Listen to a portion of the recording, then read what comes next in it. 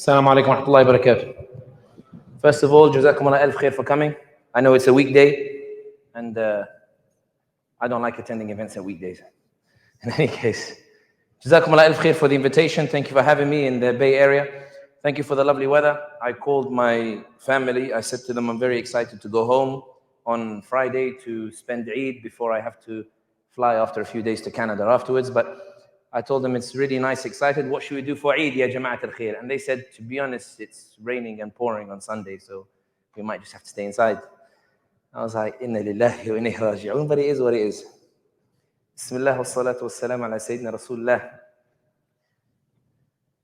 I am aware that there is a sense of loss of momentum in the hearts of many in the Muslim community with regards to what's happening on the genocide in Gaza.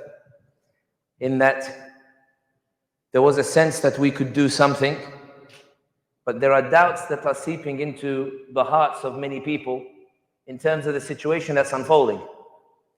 Now for me that's very confusing, and by the end of the speech you'll understand why it's confusing. So I thought the best way to address this is to start with the political situation as it is. What are the dynamics unfolding? What are the dynamics governing the decision-making process of Joe Biden, the President of the United States of America, otherwise known as Genocide Joe? Oh, the views expressed by the speaker are the speaker's own. They don't reflect MCA, they don't reflect the organizers, they don't reflect anybody else in this room, all those who invited me, all those who had me here, all those who drove me, all those who invited me for dinner, or anybody associated with me, or the person who sat next to me on the plane. These are my videos, my views and my views alone. And I mean that seriously. So the dynamics underlying the considerations of Genocide Joe, or otherwise known as Joe Biden, of Netanyahu, of Antony Blinken, of some of the Arab states. I promise I won't go into too much detail on the Arab states. I know everybody cringes a little bit when we talk about our own because we have to obey the ruler, Allahu Akbar, It doesn't matter if they betray the Palestinians, obey the ruler because fitna is worse. Let the Palestinians get killed as long as you don't cause fitna, it's fine.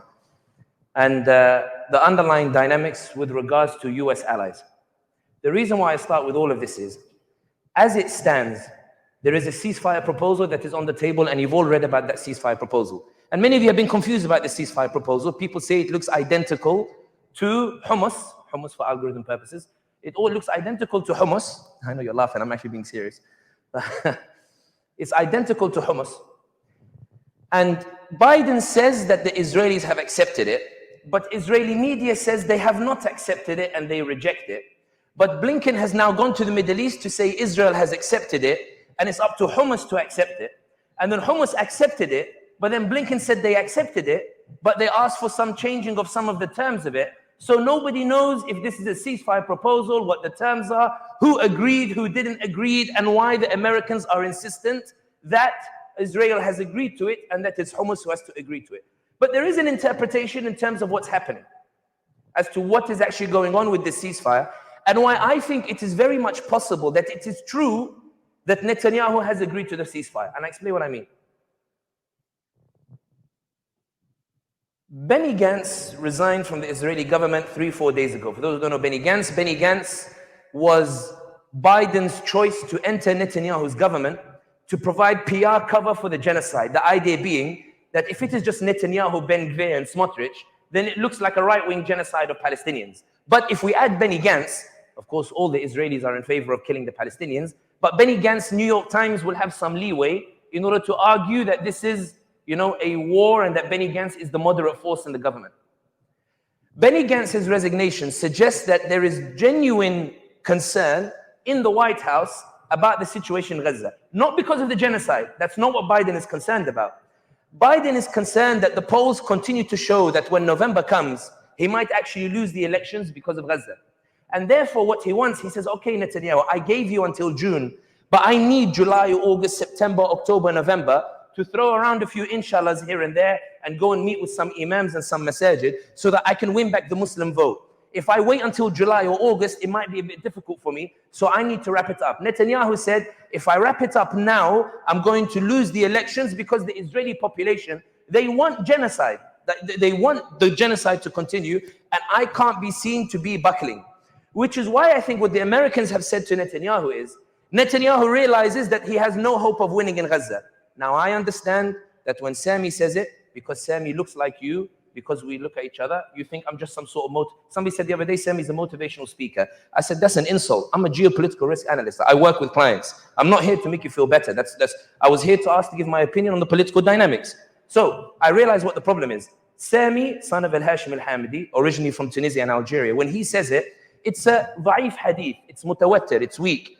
So I need to bring sahih non-Muslim in order to convince you of the legitimacy of what it is that I am saying. So I came prepared with sahih non-Muslim, and you will listen to me on this. In sahih non-Muslim,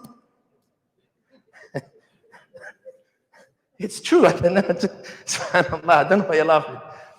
In sahih non-Muslim, Ariel Sharon in 2005, he withdrew from Gaza, not because he wanted to withdraw. Have you ever heard of a Zionist giving up even an inch of Palestinian territory? Never. So if he gives it up, it's not because he wants to give it up, right? Follow it in Sahih non-Muslim. It's true, you'll agree with me. If a Zionist gives up territory, it's not because they gave it generously or they wanted to. They did it because there was a problem that they couldn't address, and therefore they were forced to give it back. Are you with me so far? The reason Ariel Sharon handed over Gaza to the Palestinians in 2005 was because initially when they were driving Palestinians out of their homes, if you drive 200 Palestinians out into the next territory is plus 200 Palestinians. You can manage that when you get in the settlers. But when you kick out the 1,000 plus 200, you add 1,200 to the next territory. When you kick out 100,000 from the next, you've added 100,000 plus 1,000 plus 200, etc. Over 70 years of this displacement ethnic cleansing, you now find that 2 million Palestinians are in a very tiny area that's called Gaza.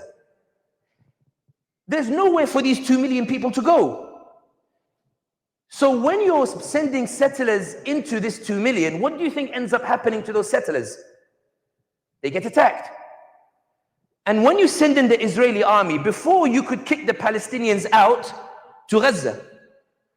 But now there's nowhere for them to go because their backs are against the walls. Where are they going to go? Sisi doesn't want to open the border. Mubarak doesn't want to open the border. They don't want to allow them to go into Egypt. They're stuck there. And now that you've got their backs to the wall, what do the Palestinians do? They hit. They fight. They go and kill a few settlers here and there. I'm not saying violence is justified. This is just political analysis here and there.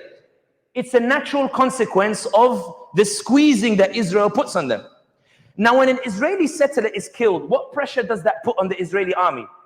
It puts a pressure on them to respond and to respond forcefully. But if you stay in Gaza with the 2 million Palestinians and you kill, but they're also killing at the same time, they don't have the same threshold of patience for casualties. 5 Israelis die, the government could collapse. 1,000 Palestinians die, and they're saying, Hasbunallah wa ni'mal wakil, we keep going. So Ariel Sharon said, I can't control the security inside Gaza, so let me withdraw and make it into like an open-air prison. He gave them territory that he felt was suitable for 2 million, and he stayed outside of it. And then they went and they did some raves and parties like that Nova Music Festival. They went to the gates of the concentration camp, they taunted the Palestinians and did a rave and they partied. The reason why I say this particular point is, has anything changed in Gaza that means that Netanyahu now believes he can stay in Gaza? Nothing. You have the same 2 million population. You have the same antagonism. It's a hornet's nest. Israel doesn't want to stay in Gaza. So Netanyahu has been bombing the daylights out of Gaza, but he knows he can't occupy Gaza, which is why he really only has one choice, which is to ethnically cleanse Gaza. Now put yourself in the position of the Zionist. Wa'iyadu billah, I know it sounds tough. I know it's difficult. But trust me, I'm giving you an insight into my daily work. I was given an advice many years ago. I'll tell you a true story. I fell into my industry by accident. I didn't even know it existed. I didn't know you could make money from giving political analysis. But I just needed a job. So I was sending 200 applications. I wrote that cover letter. You'll be writing it soon, Malik. The cover, I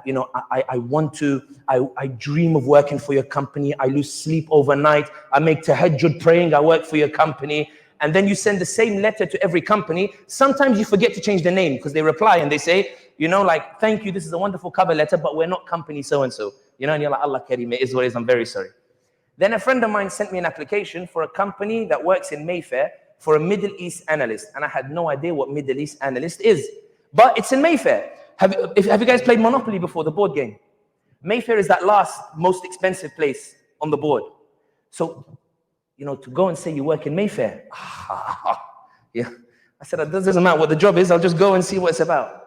When I went, the interview, they just said, what do you think is going on in the Middle East? The Arab Spring was just starting in that period of time. So you say what we all know about the Middle East. You know, there's this, there's that, Saudi, Qatar, UAE, Mubarak, Morsi, etc. And so my wife says Sami has a defense mechanism. If it takes too long to answer a question, it's defensive to make sure no one can push back with the question. So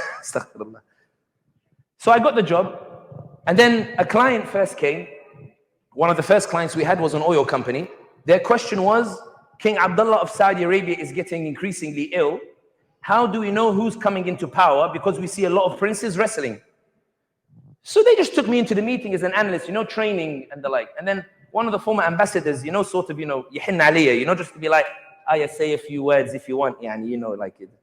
Like, what do you think, you know, yeah, jahil, you know, like, what do you think, you know? And I said, things that we know, everybody here knows growing up. You say, you know, to monitor Saudi, you need to look at the governor of Riyadh and Mecca. Because Riyadh tells you who's trying to prevent a coup. And Mecca tells you who's ready to get a fatwa at a moment's notice that you have to shar'an give bay'ah to the king. So they were like, okay, yeah, you can go back to your desk. I said, yeah, it doesn't matter. They pay me a good salary. I couldn't give a damn. If they told me jump 10 times, I jumped 10 times. 2 weeks later, or 3 weeks later, Mit'ab bin Abdullah, the son of King Abdullah, changed the governors of Riyadh and Mecca to his two full brothers. He put Turki bin Abdullah, governor of Riyadh, and Mish'al bin Abdullah as governor of Mecca. So of course the company are like, Ta'ala ya walad, come here. What do you... So basically, a few decent predictions here and there, you're flying high. Then ghurur hits your heart. Ghurur. You become arrogant. You start thinking, Allah knows the ghaib, but I know some of the ghaib. So Sisi did his coup in Egypt, and I was heartbroken. Because I knew Tunis was next. I knew that these Egyptians are going to ruin it for everyone. Their cinema ruined generations. You know, they ruined the Arabic language. You know, like for example, in Tunis, our ga is qaf. You know, qaf is ga. But for them, jim is ga. So you can imagine how much of a headache it was to convert the Tunisian ga into the Egyptian ga. Ya am, enta aiz eh, ya am eh, hag eh, you know, that kind of stuff. So anyway, I'm going to get so much trouble. So I was heartbroken because I knew the Egyptians are going to ruin it for Tunis and Tunis is going to be next. So we went to a hedge fund, to a client. They had about 26 billion they were investing. By this time, the company are like, send Sami. Sami knows his stuff on the Middle East. And I looked at them with a straight face. They said, we have one question. Is Sisi staying or going? Because we've got 150 million invested. We're tired of the upheaval, Mubarak, then Morsi revolution. We couldn't give a damn who rules Egypt. We just want some stability so we can do some business. And I looked them straight in the eye. I said, Sisi, 6 months, he's gone. For those who don't know, Sisi's been in power now for what, 12 years, 11 years? And I remember the former ambassador in the meeting, he interrupted me while I was giving my analysis. And I thought, Allah Samhak, who are you? And anyway, he intervened and he said, you know, if the army, Sisi might stay for much longer because if the army moves, the army knows the people. It's moving on the basis it knows how to control the people. And therefore, it believes it's the right time to move. His analysis was correct. As we were leaving the building, I refused in my heart to accept that what he was saying was true. But he gave me a piece of advice I never forgot. He said to me, Sami, if you want to succeed as a political analyst, you must remember one thing. We never tell people what we want to happen. We tell people what we think will happen. Those are two very different things, and don't ever do that again. Now put yourselves in the shoes of the Zionists, okay? So that we can see what we think will happen, not what we want to happen. Netanyahu needs to ethnically cleanse Palestine. Otherwise, he's stuck in a guerrilla war for years that the Israelis will punish him for because he can neither take over Gaza nor can he be seen to be defeated in Gaza. So his solution is to ethnically cleanse and kick them out. Where's the closest area he can kick the Palestinians out to? Egypt. Now Sisi, many things can be said about Sisi, true. The views expressed are the speaker's own, not those of MCA or the organizations. And yes, Sisi, they have nothing to do with me. If they land in Cairo airport, please let them through. Sami, behave. Sisi doesn't want to open the border for one reason. It doesn't have to do with Palestinians themselves. Sisi is not looking to be a hero for the Palestinians.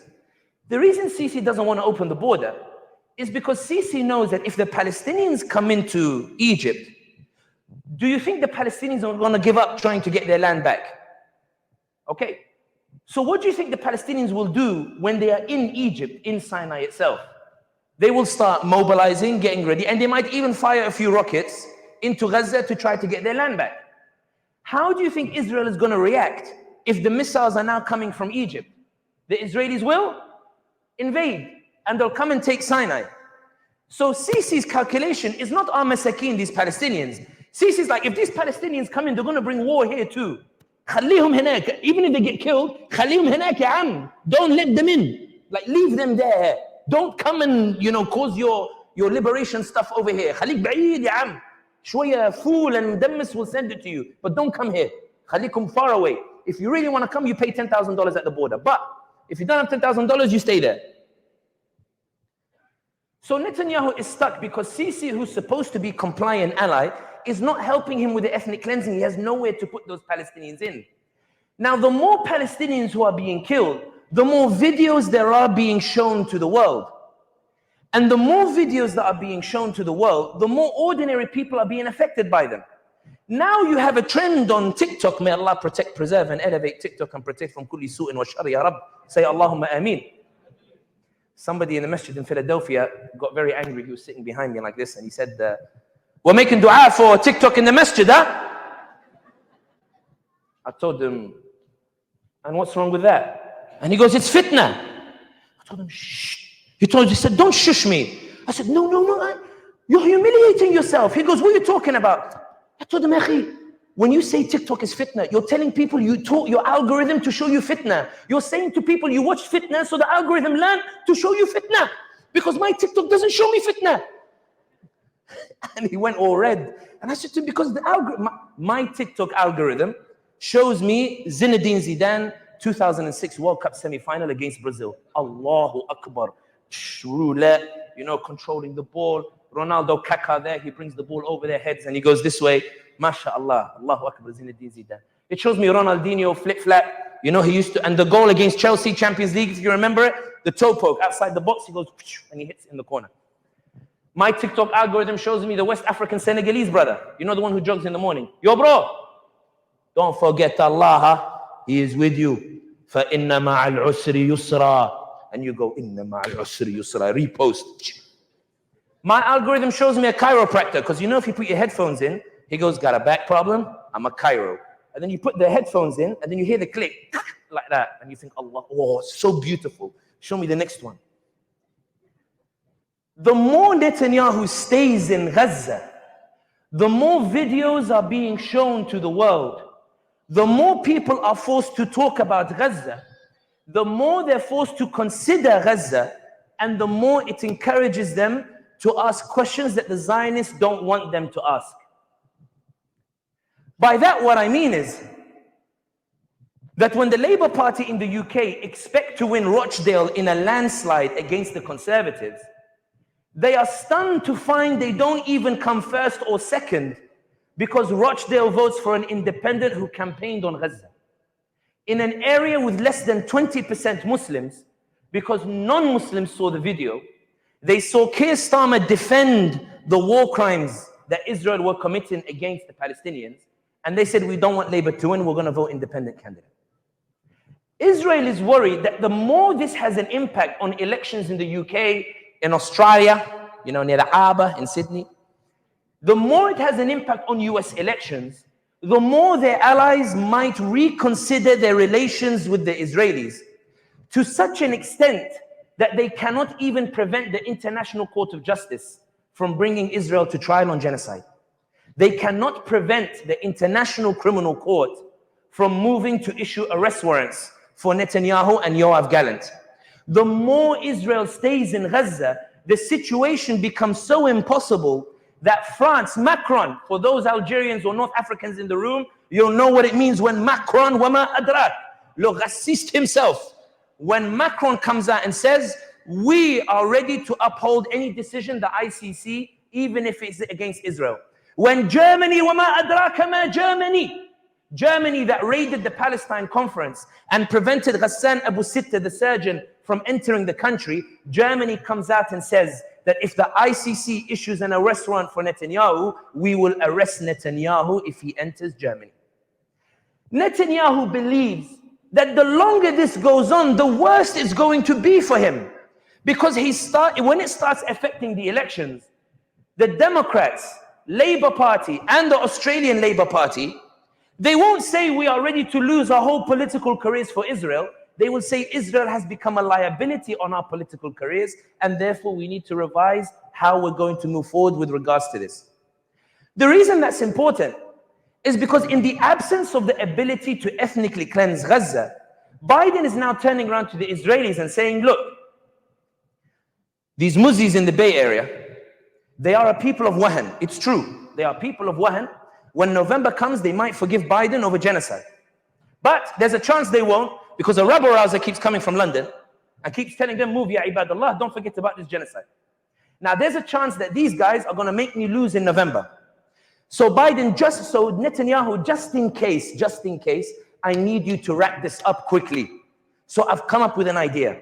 We will accept the ceasefire agreement, but we won't say that you were forced to do so. We will say it's your idea, and Hamas or Hamas went and accepted the ceasefire because they had no choice to accept that ceasefire. That's what's happening now, in that Netanyahu knows if the details of this ceasefire is leaked to the Israelis, they will punish him in the elections, which is why Biden is looking for the ceasefire, but trying to find a PR-friendly way to make it look like Israel won. Why?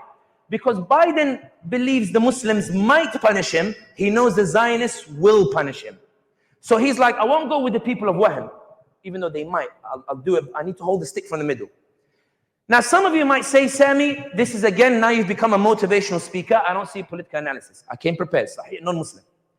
In the chapter of media, in the book of Washington Post, and John Hudson, the White House correspondent for the Washington Post, قال, in a hadith sahih, authentic. He says, new analysis, you can find this on Twitter, it's on X. I forgot. And John Hudson and X. I forgot the way it is. Anyway, it's a hadith sahih. John Hudson writes that new analysis captures the contradicting messages Biden is getting, in that his donors are demanding unconditional support for Netanyahu, but 13% of 2020 Biden voters are swearing to punish him because of Gaza. What the tweet means is all of the millions that he's getting from Zionist donors may not save him in November. But not only that, all of the millions that he's getting from Zionist donors, the condition that they are imposing on him is what will likely make him lose in November, because these people are ready to punish him for that condition, and those millions can't buy the hearts of these 13%. The question here is, the Israelis are panicking with regards to PR, right? Because they're trying to ban TikTok in Congress. May Allah protect, preserve, and elevate it from kulli su. TikTok and its Singaporean CEO. Singapore is very far from China. They're not close to each other at all. I know geographically it's a bit, you know what I mean? Like the Americans are geographically challenged in some things, not on all of them. Somebody told me that many Americans don't have passports. And I was like, in any case. In any case. The Israelis are really worried about public opinion. Now, I want to put this to you. In Sahih Muslim societies of the West, in America, I get asked the question for the past 8 months at every single talk, Trump or Biden. Personally, I can't understand why 8 months into a genocide, 100,000 Palestinians killed, kids with their heads blown off. I'm very sorry, you might want to do this for the next part. Kids with their heads blown off, limbs amputated and the like. It puzzles me that 8 months in, Muslims are still asking, is there a chance that we might forgive Biden because there are other political interests we need to consider that are greater than a genocide? For me, that's heartbreaking, but we'll tolerate it. We'll deal with it now. The point I want to make here is this. Israel is struggling militarily. Biden is trying to find a way out of it because he's worried about the PR aspect. Blinken has now gone on a Middle East tour. And Blinken's Middle East tour is to find a way for the Arab states to help end this conflict in Gaza. They want the Arab states to help them to make Israel look good in any ceasefire agreement. Now, some of you might be thinking, what on earth is he talking about? I'll tell you. The Jordanian foreign minister in January, I think it's January, it's a bit of a blur. You guys flying around America is a bit tough, and you have this very perverse idea that a 4-hour flight is a domestic flight. I flew Raleigh to Los Angeles, 5 hours, 10 minutes. 5 hours, 10 minutes takes me from London to just 50 minutes away from Riyadh, Saudi. I flew Detroit to Phoenix, Arizona, 4 hours, and the nerve, United didn't even put TVs on the plane. They said you can connect to Wi-Fi and stream on your phone. So I might be a bit of a blur with the dates, because it's a bit hard jumping around this place. La ilaha illallah Muhammad Rasulullah.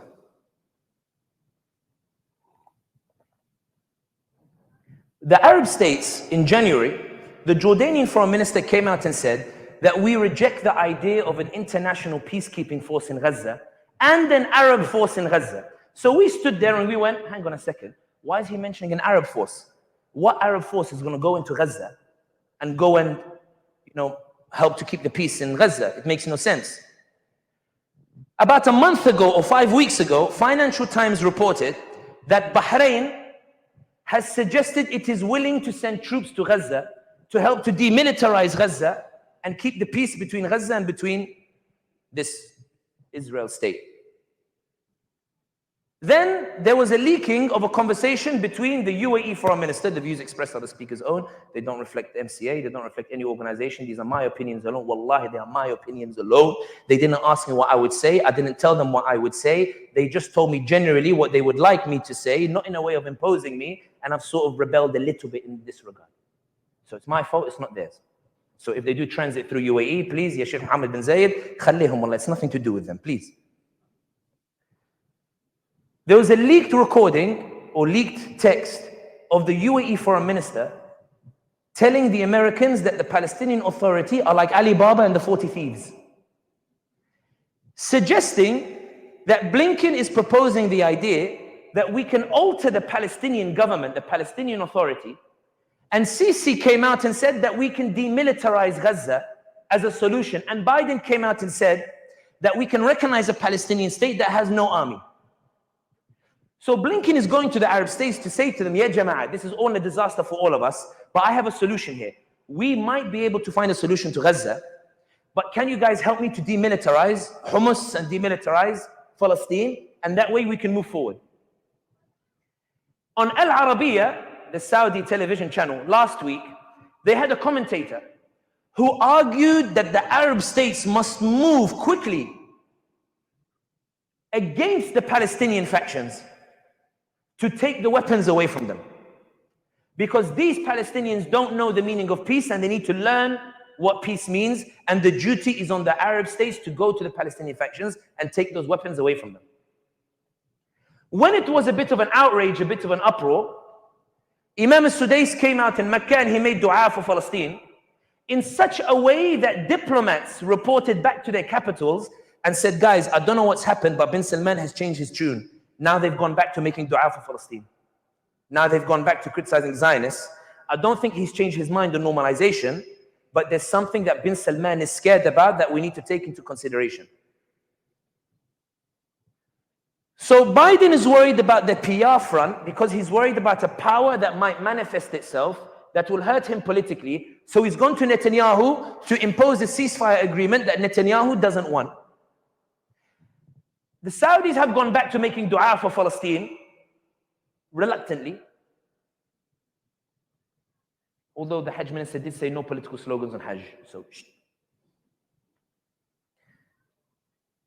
what is this PR thing that they are concerned about? Whose voice are they worried about? Whose voice are they cracking down? Sami, you said this last time you came to MCA. We get it. It's our voice. Okay, but I'm not coming to tell you this again. I'm bringing Sahih non-Muslim with me. Just hold on a second. In Sahih non-Muslim, the scholars in this book are asking themselves a question or a debate. Now the Muslim will say, and I've heard it many times, and you might agree, Trump and Biden are probably the same on Israel. They are the same on Zionism. They are both expected to support Zionism. They are both going to be supporting the Israelis against the Palestinians, right? Put your hand up if you agree with that statement. There's no wrong answer. It's true, right? They'll both be the same. So let me pose the question here. If Biden and Trump are the same on Israel, why is Israel so worried about American public opinion? If Trump and Biden, the two choices in November, are both good for Israel, they are both good for Israel, why is Israel spending millions to protect public opinion if either result is in its favor? What is it that Israel fears is going to happen that means it's going all out? AIPAC is going all out. Israel is going all out to tackle and silence you. It's because Israel believes there's something more dangerous than the presidential elections in November that can affect it. Are you with me so far? Biden and Trump are the same for Israel. So the logic should say that Netanyahu should be عادي, ما فيش مشكلة يا عم. I don't know why he's got an Egyptian accent. But there's no problem going on over here. They're both going to be the same. Trump is going to support me too. Trump will help with normalization. I'll just bomb the daylight side of Palestine, and who gives a damn what the rest of the world say? Who gives a damn what the Americans say? Even if they punish Biden for Gaza, it doesn't matter because Trump still supports the Israelis. The logic should be Israel should be calm. Why is Israel panicking then if the two outcomes are in its favor? It's because there's a power that Muslim communities don't appreciate that Netanyahu believes is greater than the presidency. Now, I admit that we from Arab backgrounds, we grow up with the Za'im. Abdul Nasser, Bourguiba, Malik Fahd, you know, like Za'im, you know, like that we grew up with that. Za'im tells you, Hadir ya Basha. You know, that's the mentality. Umar ibn al-Khattab radhiyallahu anhu once sent a letter to Amr ibn al-As. This is in Sahih. This is in the true Sahih. He sends a letter to Amr ibn al-As. He says, tell me about the Romans. And Amr ibn al-As says admiringly, they don't bow their heads to authority. If Israel believes that Trump and Biden, and I'm hitting this point home, but because this is the crux of the issue here. This is my new way of trying to convince you that you need to move. Trump and Biden, one of them is coming in November. They're both going to support the Israelis. Israel should be saying, Alhamdulillah, barakat, bomb them and bombs away, slaughter them and kill them. Why is Israel panicking? Why are they tripping over themselves? Why are they so scared about your voice here in America? It's because there's something greater that could happen in November that will permanently change American politics forever, even if Trump wins. When we talk about, now I don't watch Tucker Carlson. I want to go on record as saying, I don't watch Tucker Carlson. I don't. So when I'm referencing him, it's because it came up on TikTok. Now my algorithm is not showing me Tucker Carlson for Tucker Carlson. It's showing me because my algorithm, who are a lot of pro-Palestinians, they were retweeting this video so much that it got put onto my feed. Now the video was of a Republican, I think senator or congressperson, who said that every Republican congressperson has an AIPAC babysitter. Did you guys see that? He said they all have an AIPAC babysitter. Now if you haven't seen it, kudos, you guys don't watch Tucker Carlson. But I would say in this one, maybe just once, ma'alish, you know what I mean? Just, you know, learn what the other side is saying.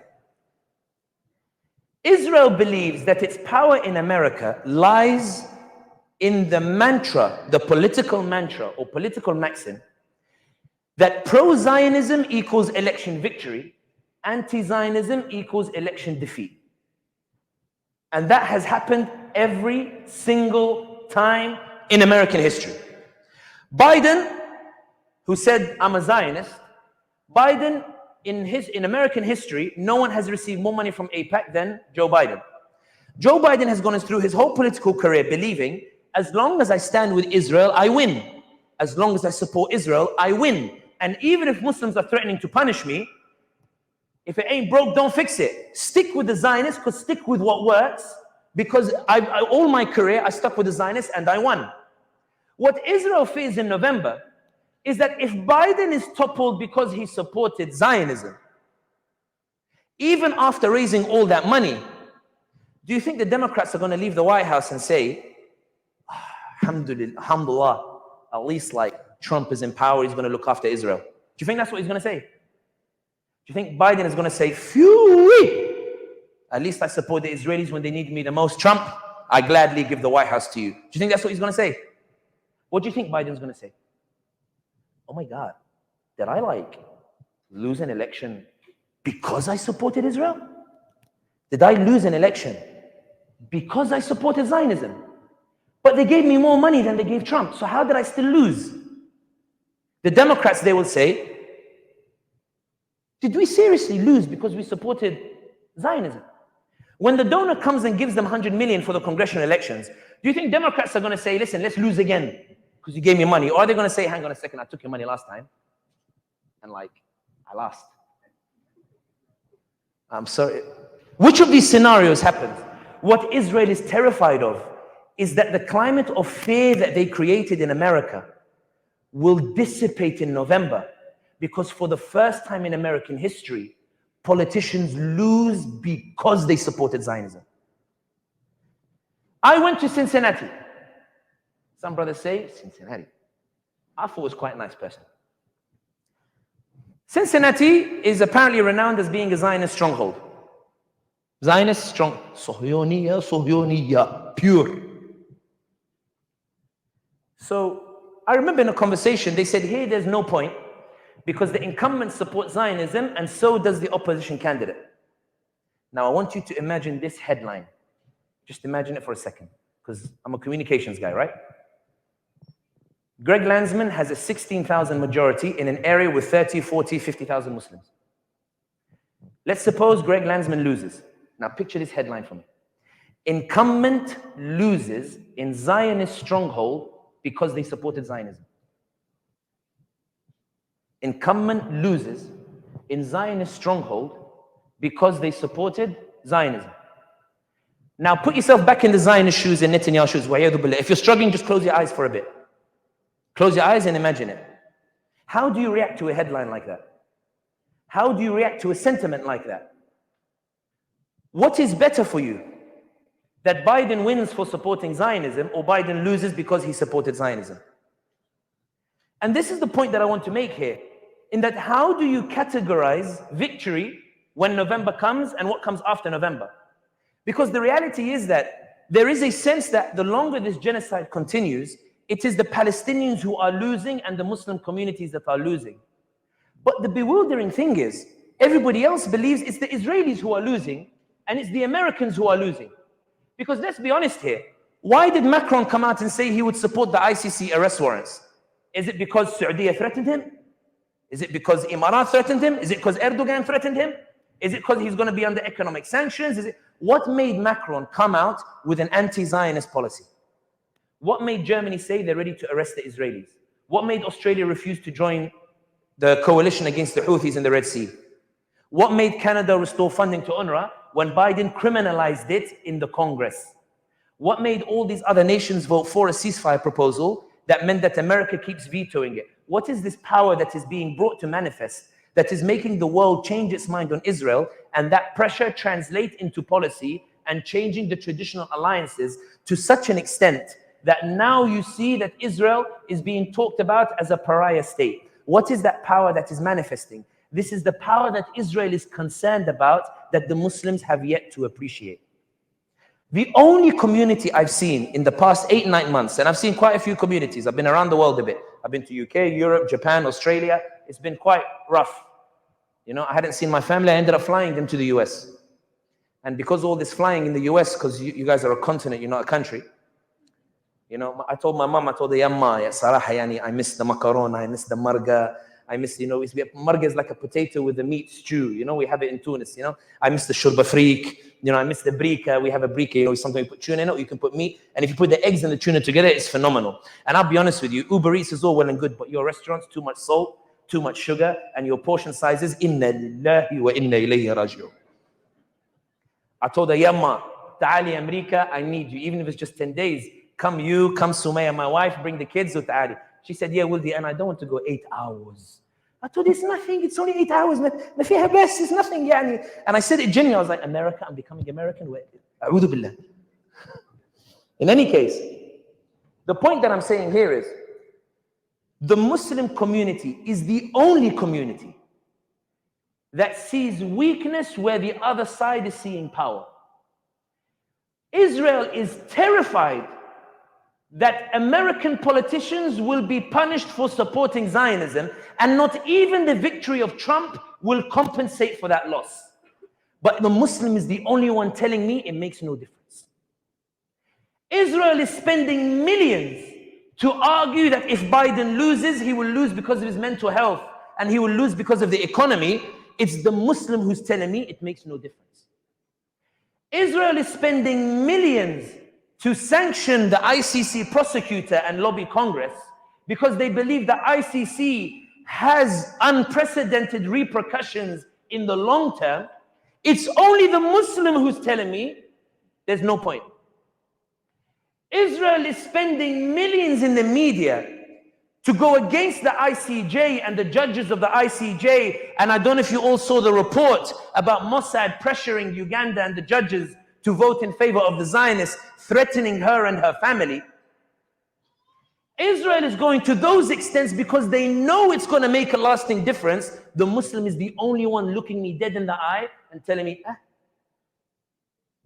The reason why I'm saying this, ya ibadallah, is because how do we measure victory in terms of what's happening? The genocide is continuing, yes. But why did Meisenheimer, the Chicago professor, go to Australia? And you all, I'm sure many guys have seen his video, right? Where he gives that lecture. He gives the 4 reasons why Israel is losing, he says. And the Australian audience are so stunned because they're Zionists. They're like, actually, excuse me, if you look at the casualty toll, you'll say that, Israel is winning. And he goes, what do you mean they're winning? He looks at them bluntly, he goes, what do you mean they're winning? They're losing all the international support. They haven't achieved any military objective. Hamas are popping up everywhere where Israel say they liberated the area. They enter northern Gaza, they go to Gaza City. It's like whack-a-mole. They leave northern Gaza to go to Gaza City, Hamas pop up in northern Gaza. They leave Gaza City to go to Khan Yunis, Hamas pop up in Gaza City. They have to go. It's like whack-a-mole. It's like, what military victory have they achieved? Nothing. The Palestinians are still there. The Palestinians are not leaving. The Palestinians are not moving. And the longer this continues, you now have under 35s in America, overwhelming majority are becoming pro-Palestinian to such an extent that the head of the ADL goes out and says, we've lost an entire generation. All that money and they've lost an entire generation. What does it mean that they've lost an entire generation? It means they are terrified that within the next 20 years, this generation are the ones making the decisions and they will implement the ICC ruling that Biden does not want to implement. For the Israelis, this is far more scary than anything November can bring. It's far more scary than Trump versus Biden because Trump would not be able to reverse that, neither would Biden. And that's why when I spend 8 months going around and I'm being asked the question Trump versus Biden, and this is where I'll go, I've been accused sometimes, people say, Sami talks so long, he never leaves time for Q&A. I promise I leave time for Q&A. Maybe after Maghrib, but in any case. If Blinken now is going to the Arab states to say, please give me a way to get Israel out of this with its head held high, and Biden is coming out arguing with the Israelis publicly about his own ceasefire, and you see the Democrats now concerned about their elections in November. Biden last week invited a group of Muslims to discuss the greatest challenges to Islamophobia. Once somebody said, what should we say to Biden? I said, tell him he's the biggest Islamophobe in the country. He's worse than Trump, astaghfirullah al-azim, like in his Islamophobia. Trump was worse. This guy killed 100,000. Trump made me feel bad. This guy killed them. Now, I'm not endorsing Trump. Wa'iyadu billah. That's not what I'm saying here.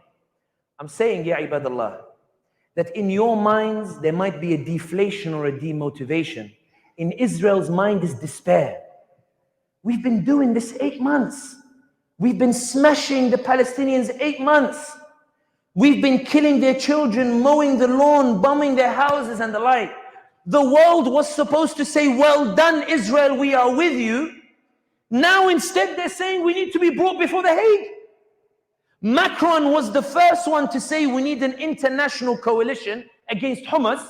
Now he's saying he's going to support the arrest of Netanyahu. Germany was saying that we need to crack down all Palestinian conferences. Now they're saying we're going to arrest Yoav Gallant and arrest Netanyahu. Justin Trudeau said we don't need a ceasefire. He goes, well, we need a humanitarian pause. Now Justin Trudeau is restoring funding to UNRWA when we spent millions to tell him stop funding UNRWA. Israel believes it's losing the whole world, and that if the trajectory continues like this, apartheid, it's only a matter of time before it cripples. So, ya ibadallah, tell me why in Sahih non-Muslim, the Ummah is powerful. It's only in Sahih Muslim, as in the conventional, the societal sense, that believes itself to be weak and defeated. Explain to me what is the power that Israel is so terrified of, that it's spending all these billions, that you sit here with dejected faces saying the motivational speaker came to encourage me, but I don't believe the situation is as he describes. The point that Israel is worried about in November, ya ibadallah, is a simple point. Israel doesn't mind if it's Trump or Biden, because it believes both will support Zionism. Israel is worried that the world will say that if Biden loses, it will be because of Gaza and because he supported Zionism. And therefore the invincibility that we spent billions on to preserve will be so emphatically shattered that the next time we invite a Democrat presidential candidate for a donors fundraising dinner and we tell them we want you to annex the West Bank, he will say, guys, if I come out and say annex the West Bank, I'm going to lose an election again, because these Muzis in Bay Area, they mobilized and they managed to topple me in November. Listen, like, I'll take your money, but I need to recognize the Palestinian state. Oh! You're not getting our money. To be honest, your money is pretty worthless. Like, we took millions of it last time and we still lost. That's a likely scenario, is it not? Or am I exaggerating it? That's the scenario that might unfold. Now, some of you might be saying, Sami, Saraha, you're really underplaying Trump. And Sami, you're saying it from an easy perspective because you're going to run away to London and you're going to sit in Wembley. You're going to, even though your heart will also be broken because Arsenal will lose in the next 2 seasons as well. But you're not going to suffer like we are going to suffer here in the US when Donald Trump comes to power. Okay, let's work with me on this scenario. If Donald Trump comes to power, I anticipate, worst case scenario, he's going to come after your organization. He's going to come hard and he's going to smash your organization straight away. ICNA, Mass Care, all these others, they're going to come after, right? The logic would suggest that if this is coming, all you lawyers should be preparing from now.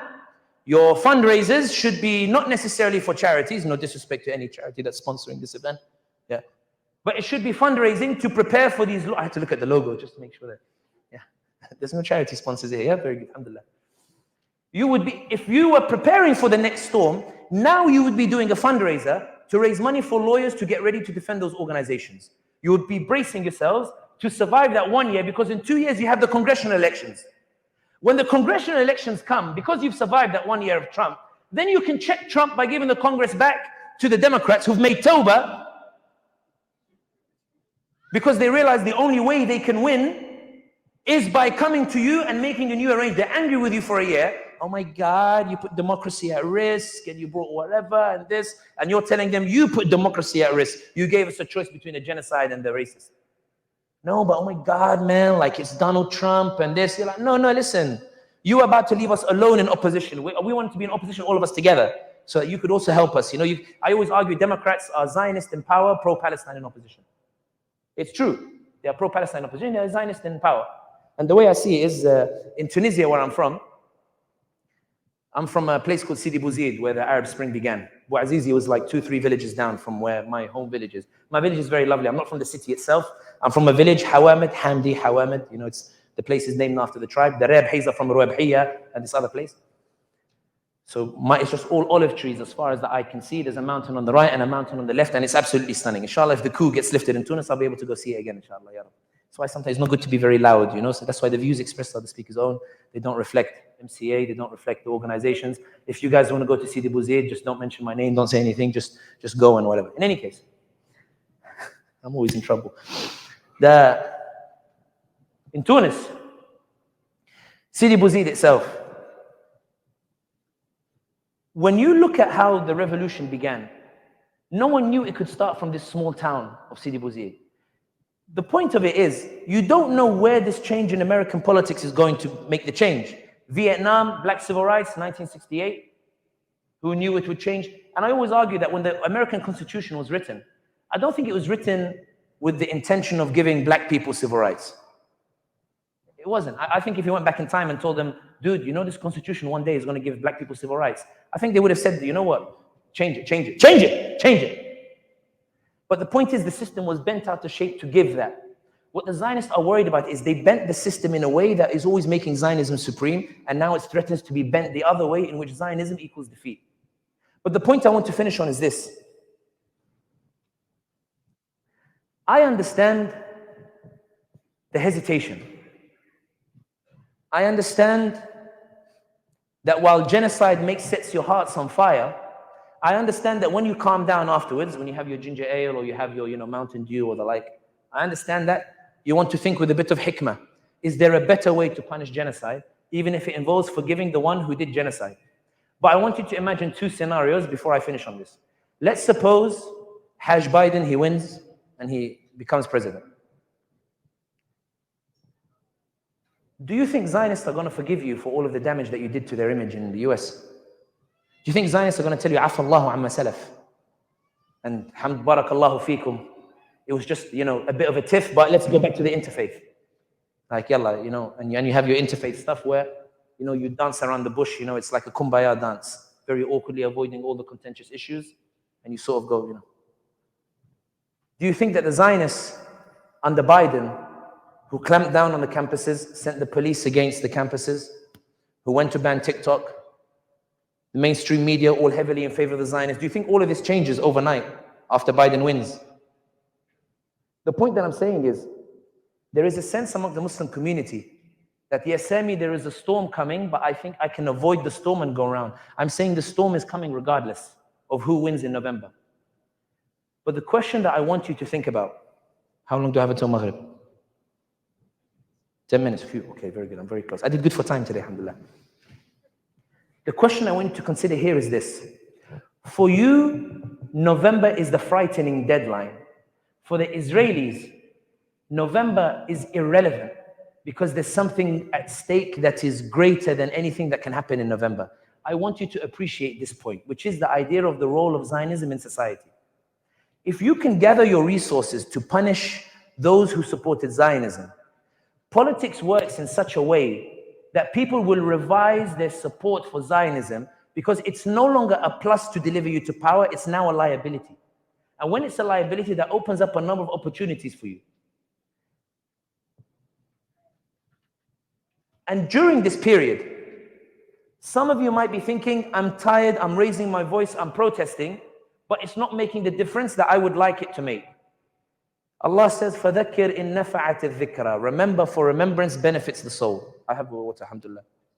No, ice is going to kill me, it's going to slaughter me. Allah says, فَذَكِّرْ إِن نَفَعَتِ الذِّكْرَى. The Quran has been the same for 1400 years, right? Has any of you ever got bored of the Quran? I know you all went, because you realize how ridiculous it is, the idea that you can get bored of something that still works. The social media still works. Your voice is still having an impact. Your roar is still being heard. Your message is still being sent. There is a sheikh in New Jersey, told me a wonderful story. He said during his time studying in Egypt, he said he entered a taxi driver. I may have told the story before, but فَذَكِّرْ النَّفَعَتِ الذِّكْرَى. He said in Egypt, the taxi meters, they don't work. I've really gone in hard on Egyptians today, haven't I? In Egypt, the taxi meters, they don't work. I see Egyptians going like, Ya am, hatshuf ba'din, ya. Hanidi alik hatshuf. The taxi meters, they don't work. So one day, the guy got frustrated, he lived in America where everything works. He says, Ya am, what's the deal? Like, why does this taxi meter never work? Taxi driver looks at him and goes,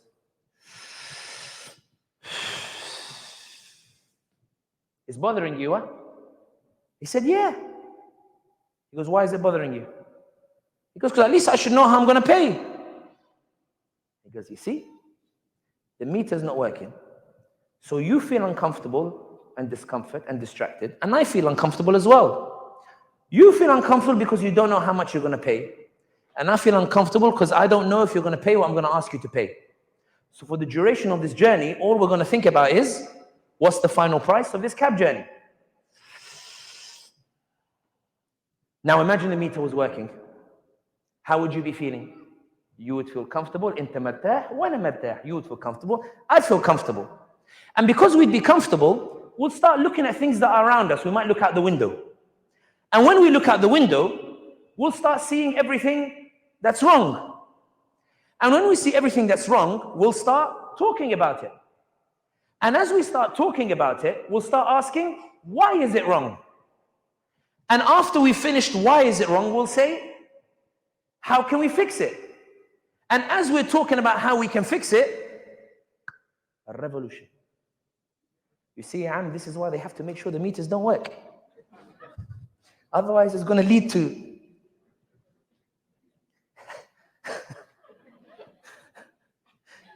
the Israelis are concerned that the meter is working. It's been off for 78 years, and now it's on. People are watching. People are seeing. People are reading. People are hearing. People are now seeing the message. People are reading your tweets. People are seeing your Instagram. People are following you who would never have followed you before. People are watching content they were never seeing before. People are hearing the Palestinian voices like they've never heard them before. And it's incessant. It's constant. It's so constant that Candace Owens was in Piers Morgan last week, and she's telling Piers Morgan, you're a coward. You have fear when you talk about the Israelis. We're seeing in Trump's own rally, genocide Joe, genocide Joe. And he turns around to them and goes, they're not wrong. They're not wrong.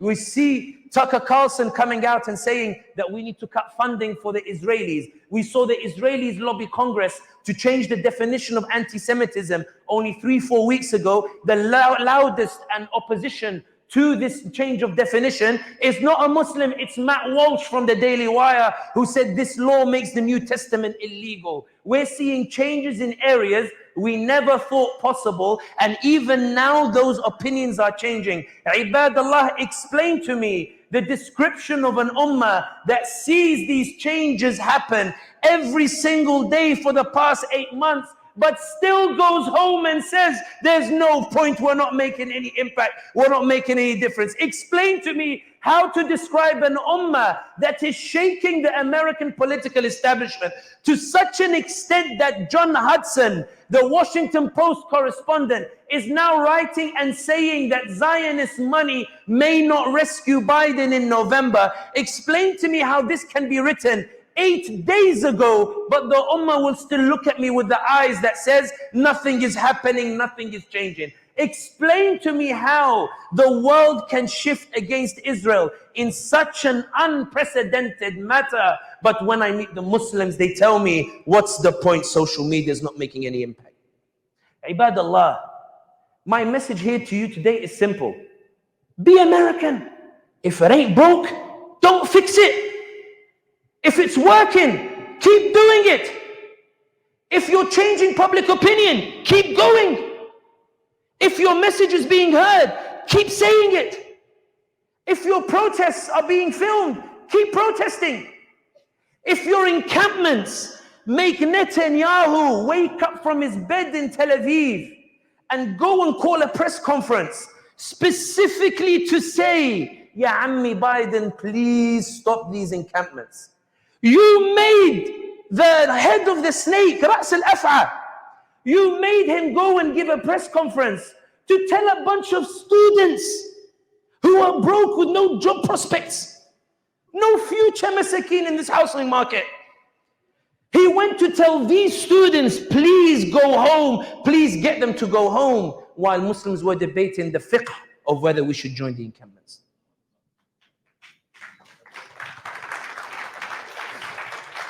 Explain to me how the world is changing before your eyes because you're moving. But it feels to me that the community has gone,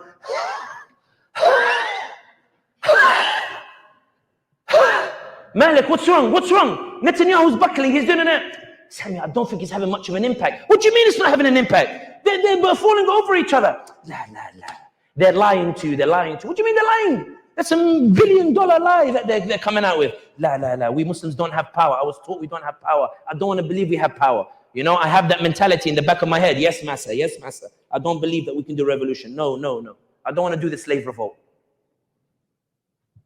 I shouldn't have said that. I take it back. Actually, I don't. Just because it's recorded, I realize, Sami, be careful. But the point that I'm saying here is, and the point I came to remind you, why I'm happy to be here in the Bay Area where the weather is lovely, the weather is good. Uber Eats wasn't great, but in any case. He gave me 5 minutes, yallah. The point that I'm saying here is this. The road of struggle is never a pretty one. It's not like the movies where one day you will have a crowd that will tell you, whoa, mashallah. It's not. It may well be no one will ever celebrate you except Allah, Yawm al-Qiyamah. It may be nobody else. It's not supposed to be nice and whatever. And I think that the crux of the issue here is that you're not worried that you're not having an impact. You're worried that it's not as glamorous as you thought it was going to be. That it's much longer than you thought it was going to be. It requires more patience than you thought it was going to need. And this sheikh in New Jersey, this is the second story that I love that he told me. But this one's a bit more controversial. Now I need to word it carefully because I got people, they cut clips out and they put it out of context. So I need to be careful. How do I word it in words where if they were to cut it, it would sound reasonable. So this imam said to me in the car, I said to him, he told me, how are you finding these tours? I told him, Saraha Sheikh, I feel like when a Muslim asks me Trump versus Biden, they're not asking me Trump versus Biden. They're saying, Sami, if you can't find me a comfortable way to punish genocide, then you're not a wise individual. You're not a good political analyst.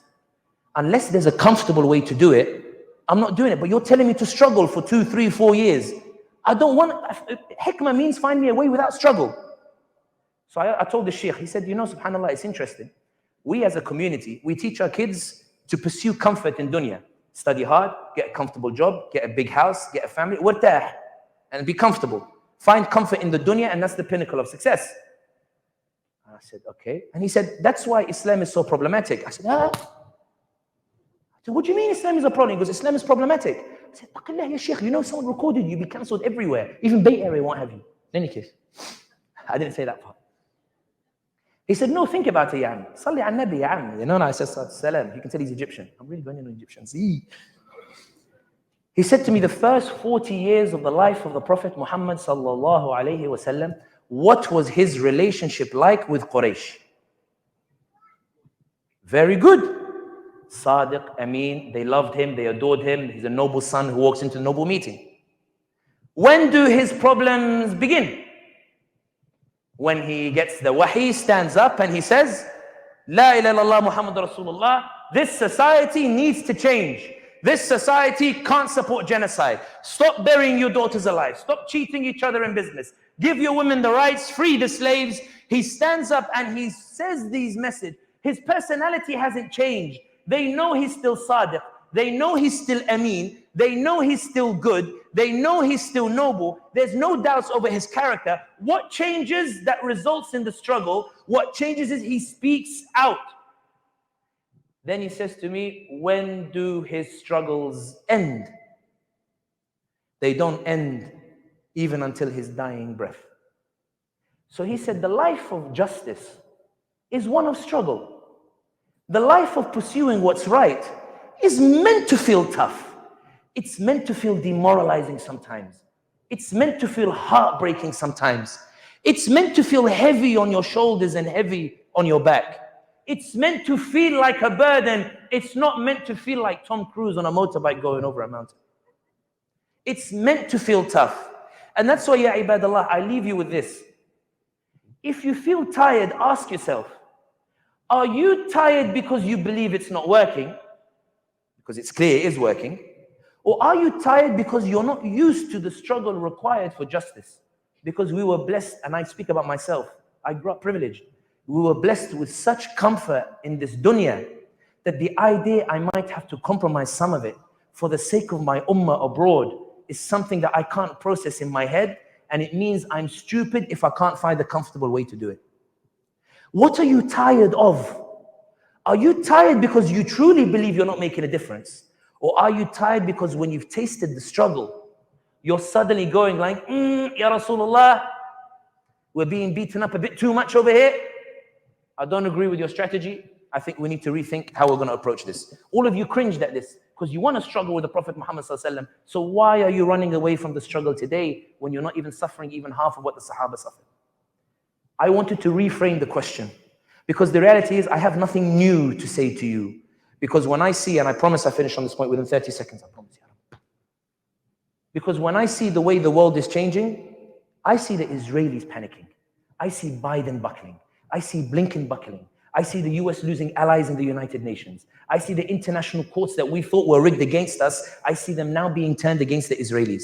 I see papers and right-wingers saying things I never thought they would say, and left-wingers saying things I never thought they would say. As far as I'm concerned, your voice is shifting the whole global public opinion. Ibadallah, don't let it be that when I come and see the people who changed the world, I see these dazed faces that look at me and say, what, we did it? Yes, you did it. Keep going, ya ibadallah, keep going, keep going. For wallahi, the one thing they are desperate to do is to get you to give up and go home. If you give up and go home, they win, ya ibadallah. They are spending the millions to get you to go home.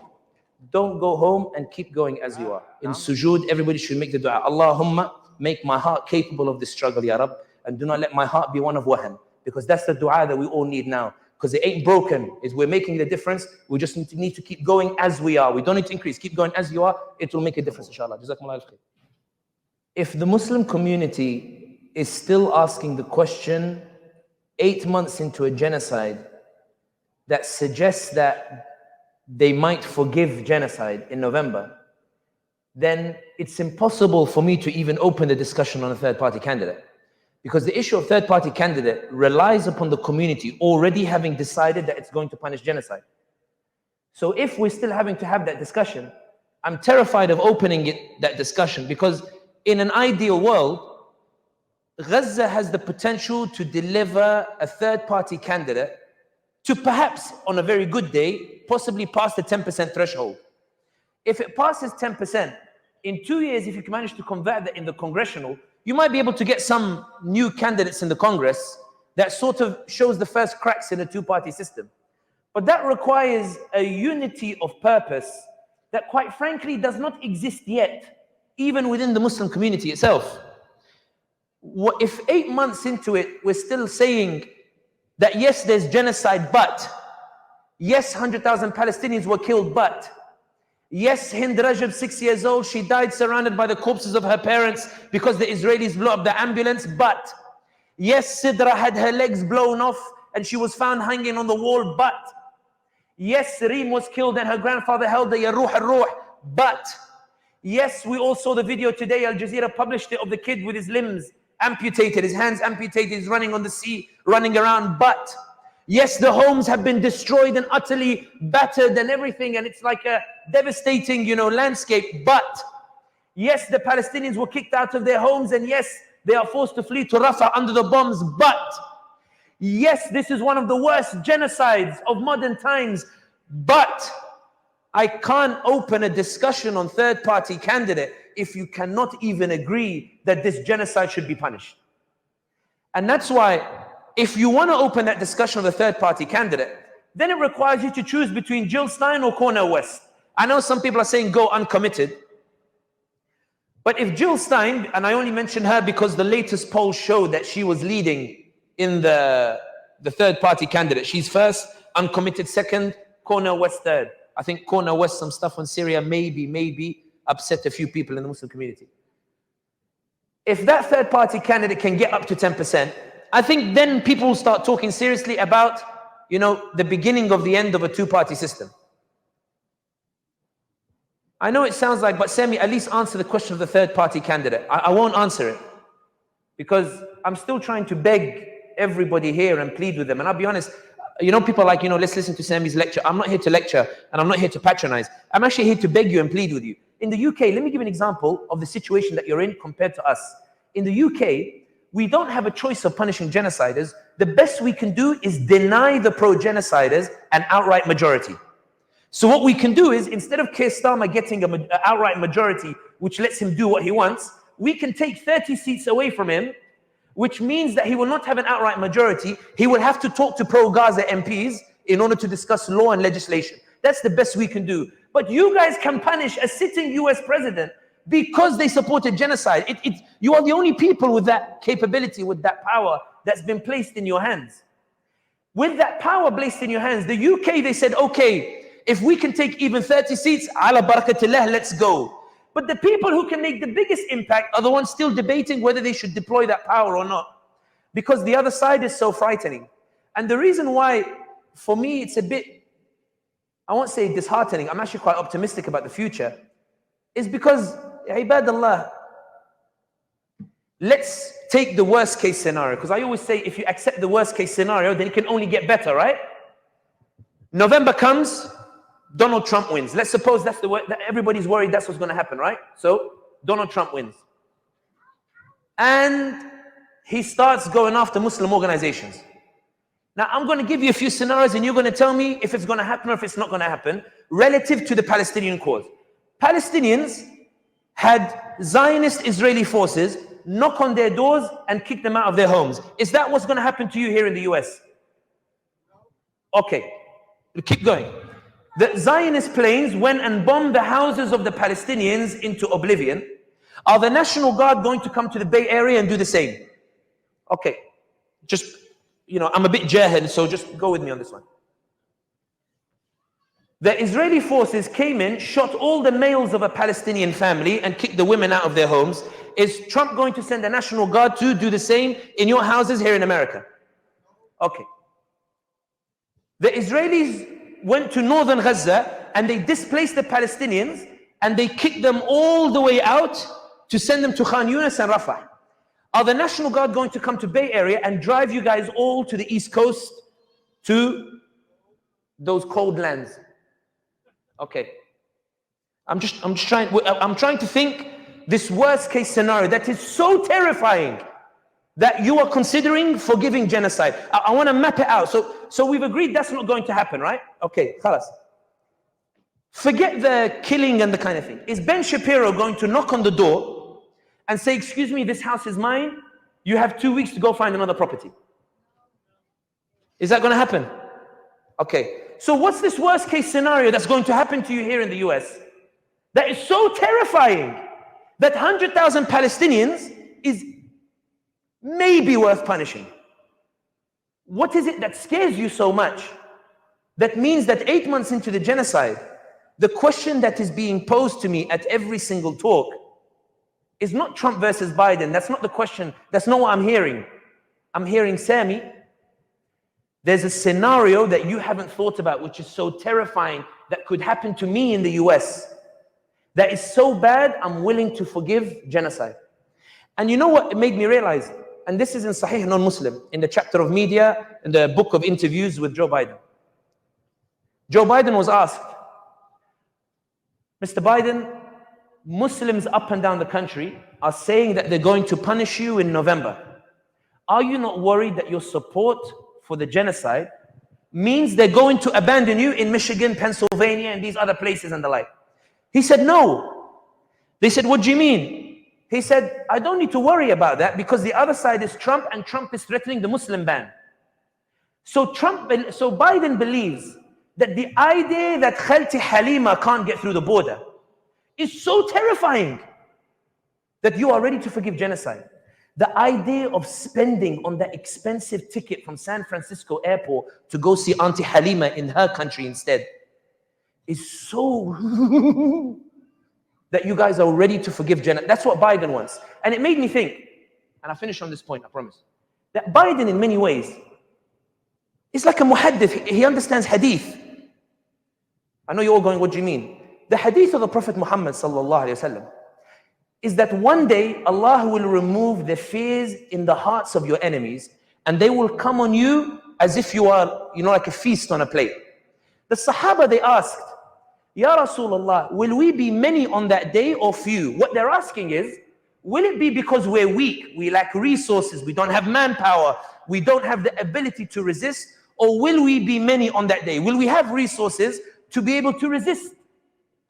The Prophet ﷺ said that you will be many, you'll have the resources, you'll have the manpower, you'll have the ability, you'll have the talent, you'll have the momentum, but your hearts will be afflicted with wahan. You'll be like the foam of the sea. It won't be effective. Why?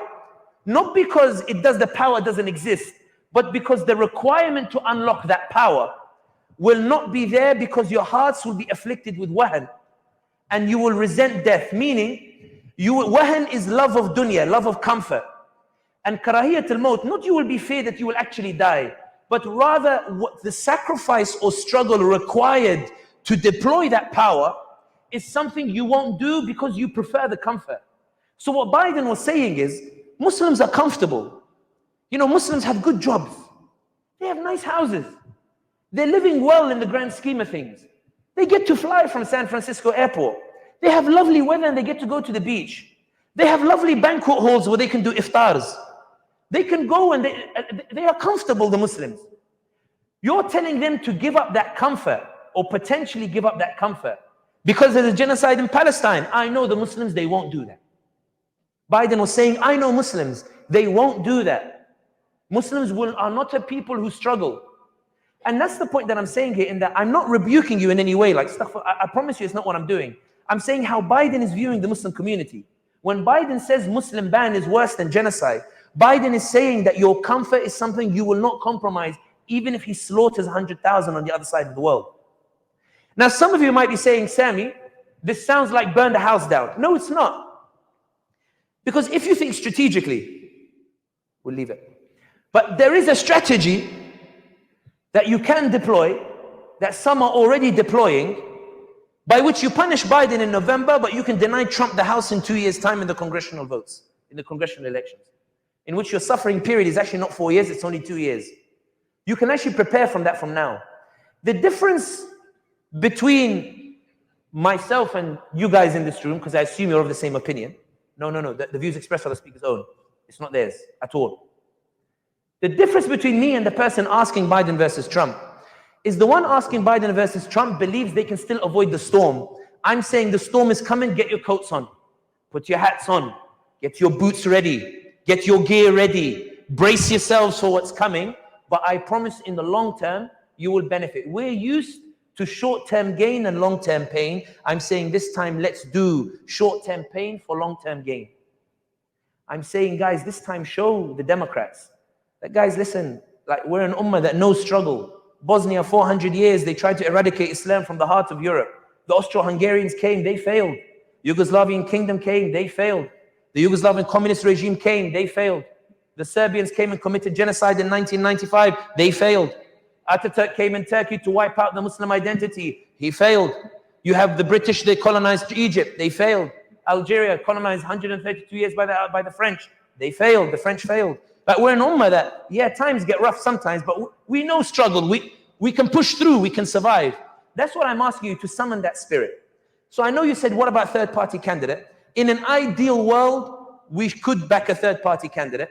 But I believe, as that former ambassador said to me once, Sami, we don't tell people what we want to happen. We tell people what we think will happen. We don't have the time to rally around a third-party candidate as much as you would like to, because we're still in the debate of what do we even do in November, whether we should punish genocide or not. And I'm willing to take that. I'll accept it. I'll accept that this is the best that the community can do for now, because I'm aware that what the Israelis fear the most is that candidates lose for supporting Zionism, and for them that's a catastrophic blow. So that is sufficient for me. If Netanyahu is scared of that, then I don't mind what happens next, inshallah. I hope that's clear. Here's my greatest fear.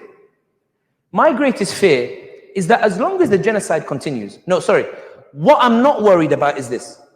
As long as the genocide continues, you don't need encouragement to move, because you're seeing the genocide live on your phones, and therefore you're inclined to move, to mobilize, to protest, to share content, to speak, to go out, to give da'wah, to go and talk to American public opinion. I'm not worried about that. I'm worried about the moment a ceasefire comes.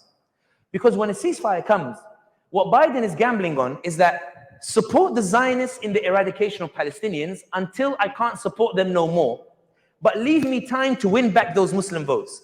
I got into a Twitter exchange with a Muslim community leader in Washington. He put out a tweet in which he said, if Biden can show enough empathy for the Muslims between now and November, he can win back enough Muslim votes to win the election. There is a poll that was done. Oh, mashallah, Habibi, good to see you, man. How you doing? Mashallah. No, Allah, I missed you too, wallahi. It's so good to see you. I'm happy. 3 days is too long, Habibi. Allah barak. Mashallah, from LA, Allah barak. So, LA seems far, 7-hour drive. A'udhu billah. In any case, La ilaha illallah Muhammad Rasulullah. I'm worried because Biden says, Biden's belief is that he can win back those Muslim votes, and some Muslims are promising. There is a poll that was done privately, I won't say by who. It was done in the Muslim community, and it said that right now, Biden's approval rating amongst many Muslims is just under 20%, because people are angry about Gaza. But then they asked the question, if Biden does a ceasefire, how much does his approval rating shoot? And it shoots up in some polls to 46%. Subhanallah, how frightening it is that it suddenly flips the mood of... What I'm worried about is when the ceasefire takes place, there will be a period where the propaganda machine will start pushing to say that Biden got the ceasefire, Biden put the humanitarian aid in, Biden sent in that aid that Trump wouldn't send in, Biden is the one sending food, Biden is the one sending finances, Biden is the one sending, until we get to November and then Imam stands on the minbar and says, Ibadallah, think with hikmah, Biden may have killed 100,000, but at least he fed them afterwards. That period between ceasefire and between November is so fundamentally important, you need to plug that gap with a communication strategy. Now, one of the things that I find puzzling, and it shows that we don't have a history of political activism, is that if we all accept that social media broke Israel's monopoly over the narrative, right? We all accept that it was social media, may Allah protect and preserve it, that no matter how much they tried to shadow ban accounts, they couldn't shadow ban 1.9 billion Muslim accounts, right? They couldn't prevent the Palestinian content from spreading. TikTok tried, Instagram tried, Facebook tried, but my whole algorithm and those of Samantha, Sarah, John, and Jeffrey, their social media accounts are all Palestine, because no algorithm can contain that level of content, that massive content, right? We all agree it's social media, right? Right. The logic should follow that if social media broke the narrative, Israel's monopoly over the narrative, in a disorganized fashion, that the Bay Area would mobilize to organize that power and harness it by establishing 3 TikTok or YouTube channels that can talk to the community and convey information and keep that narrative going with regards to the Muslim community, the same way that Ben Shapiro does for the right-wingers, the same way Tucker Carlson does, the same way Matt Walsh does, the same way Joe Rogan does, the same way Alex Jones does, the same way Novara Media does for the left-wingers, the same way Democracy Now! Does. The logic follows that's what we should be establishing, right? That we should be building these institutions, and Bay Area, Allah has blessed you. You have the ability, talent, and resources to do it. So why did you not do it? I tell you why. We're still in the same mindset of before, which is we are proud of being a community that gives 98% of our money to charity. And I tell you why that's problematic. The Prophet Muhammad ﷺ said that Allah loves the hand that strives for its rizq, and that hand is better than the hand that takes charity. The point of the hadith is that the emphasis of the community should be to build institutions, and charity is the safety net to make sure people don't fall behind while you're building those institutions. What we did this, that we prefer the hand that gives the charity, not the hand that strives to build the institutions. And here's what happened. Because Sahih non-Muslim is very important here. This isn't Sami saying it. In Sahih non-Muslim, in the book of statistics, in the chapter of charity, all of that charity is stuck on the border of Rafah, because of the institutions that the Zionists built. The Zionists spent 50% on charity, 50% on institutions. We spent 98% on charity, 2% on institutions. We brag that we were the better people for giving charity, even though that charity got stuck in Rafah because the Zionist institutions lobbied for it to be shut. Now, Sheikh Suhail Hanif, very beloved friend of mine, a Hanafi faqih in the full meaning of the word, far more knowledgeable than I am. One day we were sitting in a hotel room and he was explaining to me and said, you know, Sami, fiqh is not a personal science, it's a public blueprint. Fiqh means it's a blueprint by which Muslims can establish a Medina wherever they are. So the first thing Muslims do is what? They build a masjid. And then they build the institutions around the masjid. And zakat is one of those institutions.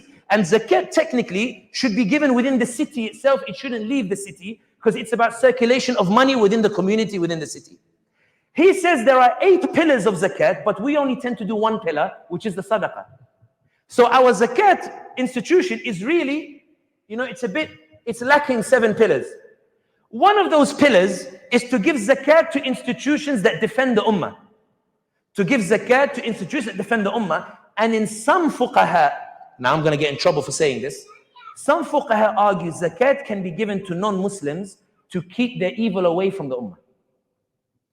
Now, zakat is a broad science, but if I stood here and I said, Ya ibadallah, don't give your zakat to charity, give it to the institutions in preparation for November and in preparation for the defense against what Trump is going to do to the Muslims, you would lynch me and you would say to me, you want me to give my zakat to train a journalist, a zakat to build a channel that looks like Daily Wire's Ben Shapiro. You want me to give my money to invest in these kind of institutions? Ittaqillah, ya Sami. That's the, even though it's fine, there's nothing wrong with it. So when you're talking about strategy, I see it as the gap between ceasefire and November, we need 10 new faces to emerge, because the only one who took advantage was Mehdi Hassan. Mehdi Hassan set up Zetio. Right wingers have 15 channels talking, left wingers have 15 channels talking, we have none. Build those quickly and rapidly. You could literally get 10, 15 students in the Bay Area, do a leadership program for 5 days, take the best of the talent, go and fundraise, give them a camera, give them lighting, bring them, give them a small studio quickly, and tell them every week you are to report on the latest of what's happening in Gaza and what's happening in Palestine, and to monitor everything that's happening so that we can have a common message that the community are talking about. For example, you could do a video on why Biden is in trouble in Michigan, because Michigan, he only won by 154,000 votes. There's about 300,000 Muslims over there. Muslims alone could tip that balance, and that's why Biden is worried about Michigan. That in, for example, Georgia, he's worried because the same, you show them the numbers, that in Cincinnati, yes, the other side might be Zionist, but if Greg Landsman loses in the heart of Zionism for supporting Zionism, then Zionism will no longer equal victory. Zionism will equal defeat, and that's a permanent shift.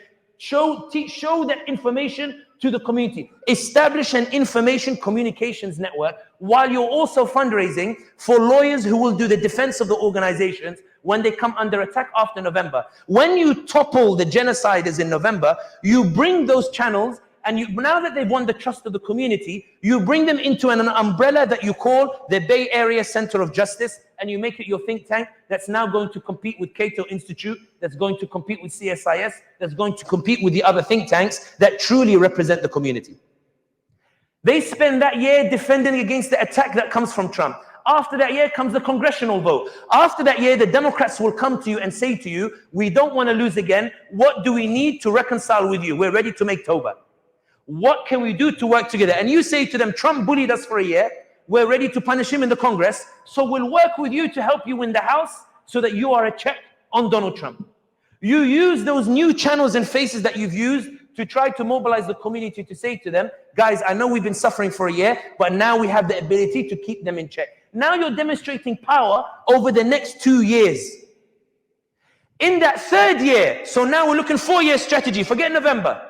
In that third year, now that you managed to create a situation where the Congress and the presidency are not in sync with one another, where they're constantly fighting with each other, you've now shown power. So when they go to seek support, they will go to the Zionists still, because Zionists have money. They will go to the African American caucuses, because African Americans have power. And who's the third group they will go to? They will come to you.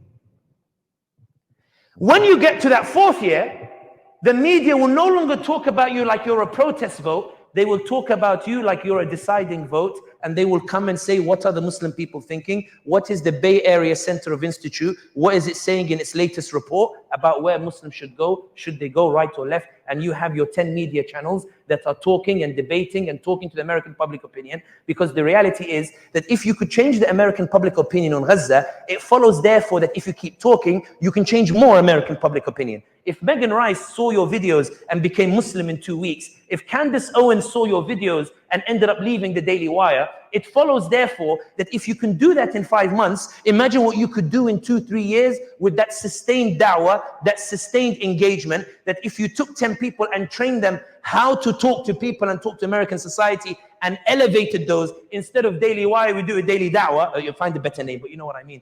But you develop those channels, and now you're talking to American society, not to defend the community, but because Gaza showed you can change the opinions of non-Muslims, you're now dedicating those channels to talk to American society, because you realize your power is not a Muslim vote. It's the ability of Muslims to convince American society to go a certain way, the same way that when I was in California, non-Muslims came to me after a talk in San Diego, and they said, we just want to let you know we're going to punish genocide, Joe. And I tried to be like the Muslims who are scared. I said, but what about Trump? They said, we survived 4 years of Trump. We can survive 4 years of Trump again. I said, can I take you to give khutbah in the masajid? So you can speak to the Muslims and tell them, show them the iman that is in your heart that is lacking in some of these other ones as well. But do you see, like, there are many strategies you could embark on this.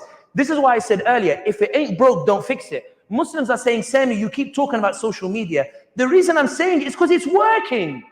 How can you look at something that's working and say, I want to try something else? It's working. The American public opinion is shifting. They're changing their minds. Right-wingers are changing their minds. Left-wingers are LGBT are on the front lines in the encampments, protests against Palestine, compromising their careers and things. Now, I'm not saying that means the LGBT is good. I'm saying look how your voice mobilized the fitrah in the hearts. So people are now on the front lines protesting for a cause that they have no ethnic or religious ties to. That's your dawah. That's the power of your voice. That's your ability to flip the hearts. Now, if you see that power before your eyes, the question is not what other thing can I do. The question is if I can convince Candace Owens of the legitimacy of Palestine, and I did that just by tweeting in my bedroom when I sat down, going, I watch a bit of, I don't know, like Dave Chappelle, and then I go to the next one, I do repost on Palestine. Imagine what I could do if the community got together and made it a serious thing, whereby I have the community backing in order to talk to all of America, so my voice can carry to all of America, because they're already changing their minds. That's the logic of strategy. And this is what I mean in that when Muslims tell me I'm tired, what are you tired of? The whole world is seeing how you're shifting opinion. The whole world is saying it's because of you. Why are you the only people who don't see it? So when you talk about strategy, in my opinion, after I fly back to London, to His Majesty's Kingdom, God save the King, I miss home. Like, I really miss home. I've only been home for like 25 days in the past 6 months. Like my mum, she came to Baltimore for ICNA. And then we went to Washington, and then we went to Lake Anna near Washington. So my mum, while we're driving, my wife, she came with my kids as well. My mother said to me, Sami, I feel like this is very poorly organized. I told her, Yamma, leh, why? She said, because you didn't tell me what the food situation is. We're next to a lake. Like, are there supermarkets? Is there restaurants and this? Like, I've got a sneaky suspicion you're expecting me to cook. I told her, Yamma, Shufi, listen, Yamma. They took me to all of these different restaurants. When I appreciate it, barakallah, they're very generous. But you get tired of restaurants. You miss home cooking. You miss meals made out of love. You miss the meals made, do you know what I mean? Like, in my whole time in America, I think 3 families invited me for home cooking, and they were better than any restaurant, like, honestly. But the thing is, when she came and she did that home cook, and I miss home, it's true. I'm excited to go home, but there is something that I would like to leave behind for you, Rami, and for everybody else who are over here. Guys, you could set up a leadership program for mid-July. You could send out applications and take 50 people from the Bay Area, and you could invite the local activists to train them in activism and invite a communications expert to teach them how to speak to media. Then you could bring somebody who has a very nice professional podcast to show them how to set up the camera and how to set up, the microphone and the like. Then you could bring 10 of them who aren't eloquent, they can't speak in front of a camera, but they're good at strategy. They're good at figuring out how to speak about Palestine. You put them together. I was in LA, in Hawthorne, at a youth conference. So they said to me, can you give a speech, to rally the people? So I stood on the microphone, I said to them, guys, you've all heard it. Like, you all know what I'm going to say. But I'm going to try a different thing. I'm going to make you go in chairs, each one make a circle, and I give you a series of questions that the community is asking, and you tell me how you would respond to those questions within 2 minutes. You have to present it within 2 minutes. Trump versus Biden, Muslims are anti-Semitic, all these things. I found that without nudging them or giving them the answers, they were coming up with the correct answers, and they were clearly very talented at it. You could create a team of 10, 15 people who maybe they're not good in front of a camera, but they have the brains for it, and find an eloquent person and put them in front of the camera and start talking to the American audience, and then send it to WhatsApp to Sami, so he retweets it, who sends it to these other people for it to retweet it, and then they become one of the leading voices that's helping to push the narrative, so that Biden's hopes of winning back the Muslim vote are jeopardized because we now have a team that are able to talk to the community. There's a strategy planned out for the next 4 years. The only hitch in this strategy is, are you ready to punish genocide, or are you still thinking about forgiving genocide? Are you ready to punish it, or are you still thinking 100,000 Palestinians killed, yeah, but Auntie Halima. And so the point I'll finish on is this. After I leave to go to London, If there is no leadership program in the Bay Area to start discovering this talent, then ya akhi, wallahu laysa bidhallam al-abid. Allah is not oppressive to his believers. If you're a miserable people, it's because you wanted to be miserable. Like if you're humiliated, it's because you chose. It's not because you didn't have power. You had power, but you didn't want to use it. You didn't want to mobilize. You didn't want to go and do it. And the final thing I will say is this. Allah subhanahu wa ta'ala said, وَمَنْ أَحْسَنُ قَوْلًا مِمَّنْ دَعَا إِلَى اللَّهِ وَعَمِلَ صَالِحًا وَقَالَ إِنَّنِي مِنَ الْمُسْلِمِينَ. Is there any better speech than one who calls to Allah, does good deeds and says, I am from the Muslimin? But Allah says, وَلَا تَسْتَوِ الْحَسَنَةُ وَلَا السَّيِّئَةُ إِدْفَعْ بِالَّتِي هِيَ أَحْسَنُ فَإِذَا الَّذِي بَيْنَكَ وَبَيْنَهُ عَدَاوَةٌ كَأَنَّهُ وَلِيٌّ حَمِيمٌ. The good deed and the bad deed are not equal. Push back with that which is best. You're pushing back after giving da'wah, which means when you give da'wah, there's a backlash that you're pushing against. Allah says, push back with that which is best, for the one who is your enemy today, tomorrow can become your warmest ally. But Allah tells you who achieves this. وَمَا يُلَقَّاهَا إِلَّا الَّذِينَ صَبَرُوا. The ones who achieve it are the ones who are patient. Patient with what? Patient with a process that doesn't produce the outcomes at the pace that you want. But if you persevere and push, it will produce outcomes greater than you could have anticipated, because Allah will intervene to deliver that outcome. That's why the ayah finishes, وَمَا يُلَقَّاهَا إِلَّا ذُو حَظٍّ عَظِيمٍ. The ones who achieve it are the ones who are fortunate when Allah brings it up. So in terms of strategy is there. It's staring you in the face. You just need to move, ya ibadallah. In terms of what you can do specifically, personally on your own, the reality is that it depends on the audience that I'm talking to. The reason I mentioned social media here is keep the momentum going with regards to the information flow to these others. The reason I told the community organizer Rami and these others to do the leadership program is he has the ability to do so, and he has the ability to elevate that talent. The reason when you go and speak to the donors, you tell them, listen, I know you keep giving money to food packets, but like we raise like 2 billion a year for zakat and charity. Just give 1% to it, to some of these youngsters or the like, and equip them to teach them to speak with communication strategy to make that impact. Why? Because the reality is you don't just influence the US, you influence the global public opinion. There is a brother, Chris Abdurrahman from Launch Good. He showed me an interesting map. He says the four largest populations in the world. The first is Muslims, 2 billion. The second is China, 1.5 billion. The third is India, 1.2 billion. The joint fourth, 360 million Americans and 360 million English-speaking Muslims. And the English-speaking Muslims on the map, they span America, Europe, Africa, Middle East, Indian subcontinent, Malaysia, Singapore, and Australia. Literally straight through the middle of the world, basically, which shows you how something that you do here in the Bay Area, it shows you your reach is literally all the way to the other side of the world. That's the extent of the influence that you have. And examples of the influence that you've had. The Sydney encampment began after the encampment here in the US began. They saw the video of the encampments here, so they went and did it in Sydney. And now the government is in turmoil because a senator called Fatima Payman came out and gave a press conference and said this is a genocide and the government needs to start sanctioning Israel, and they don't know what to do with her. If we sack her, we make her political martyr, she can win as an independent. If we keep her in the party, she's shouting and causing rebellion in the ranks. She might encourage other people to come out and call Israel a genocide. She's only been in a senator for 2 years and she's shaken the whole government. That's the power that you are able to have with regards to your voice. The second example of power.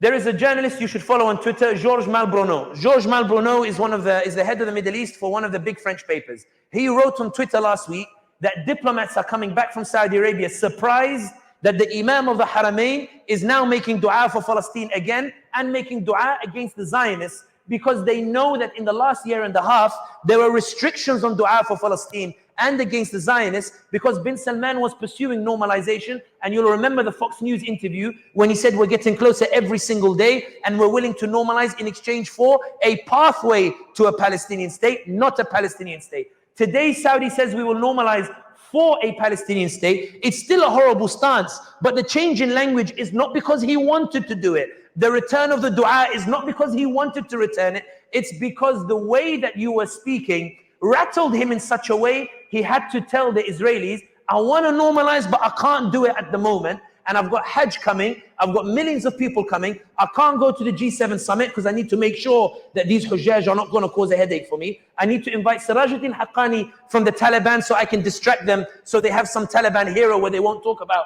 Saudi. I need to invite the Houthis who can go up and down Safa and Marwa. I don't know if you've seen the video. Abdul Malik al-Houthi, Abdul Malik al-Houthi. They're going up and down Safa and Marwa. If a normal Muslim did it, they get arrested. But Houthis, they don't dare touch them. The views expressed are the speaker's own. All of those changes are because of your voice. And this is the point I want to emphasize. Ibadallah, I beg of you, do not read Seerah like a Dajjal. When you read the Seerah, you will realize that you've been reading it like a Dajjal. And explain what I mean. When we talk about the Seerah of the Prophet Muhammad sallallahu alaihi wasallam, we always start from Badr. Because Badr is the first victory.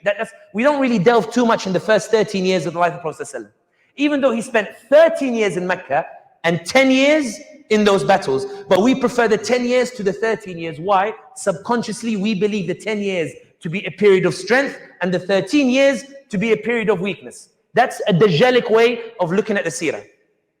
I want to give you 4 examples, and I hope MCA will tolerate me for this, and I promise. If you get bored, you can leave. No haraj, no nothing. You can leave, no problem.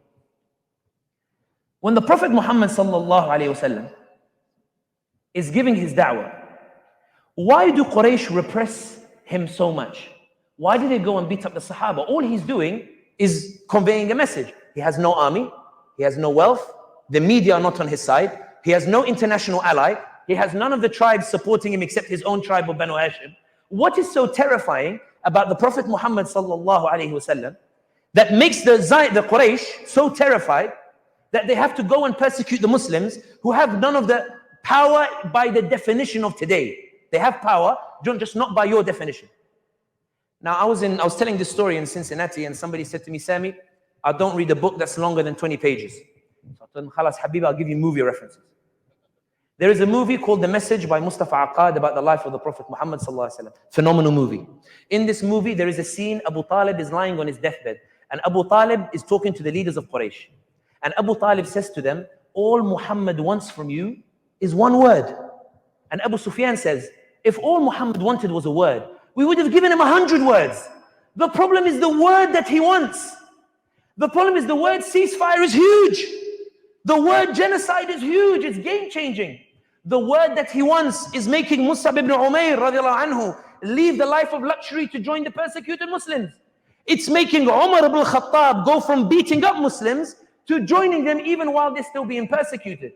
The word is making Bilal ibn Rabah and these others, they go out to give da'wah in public. You've seen the scene, they go to the Kaaba. There is no God but God and Muhammad is the messenger of God. They go out, they protest in public. Somebody once said there's no sunnah of protest in Islam.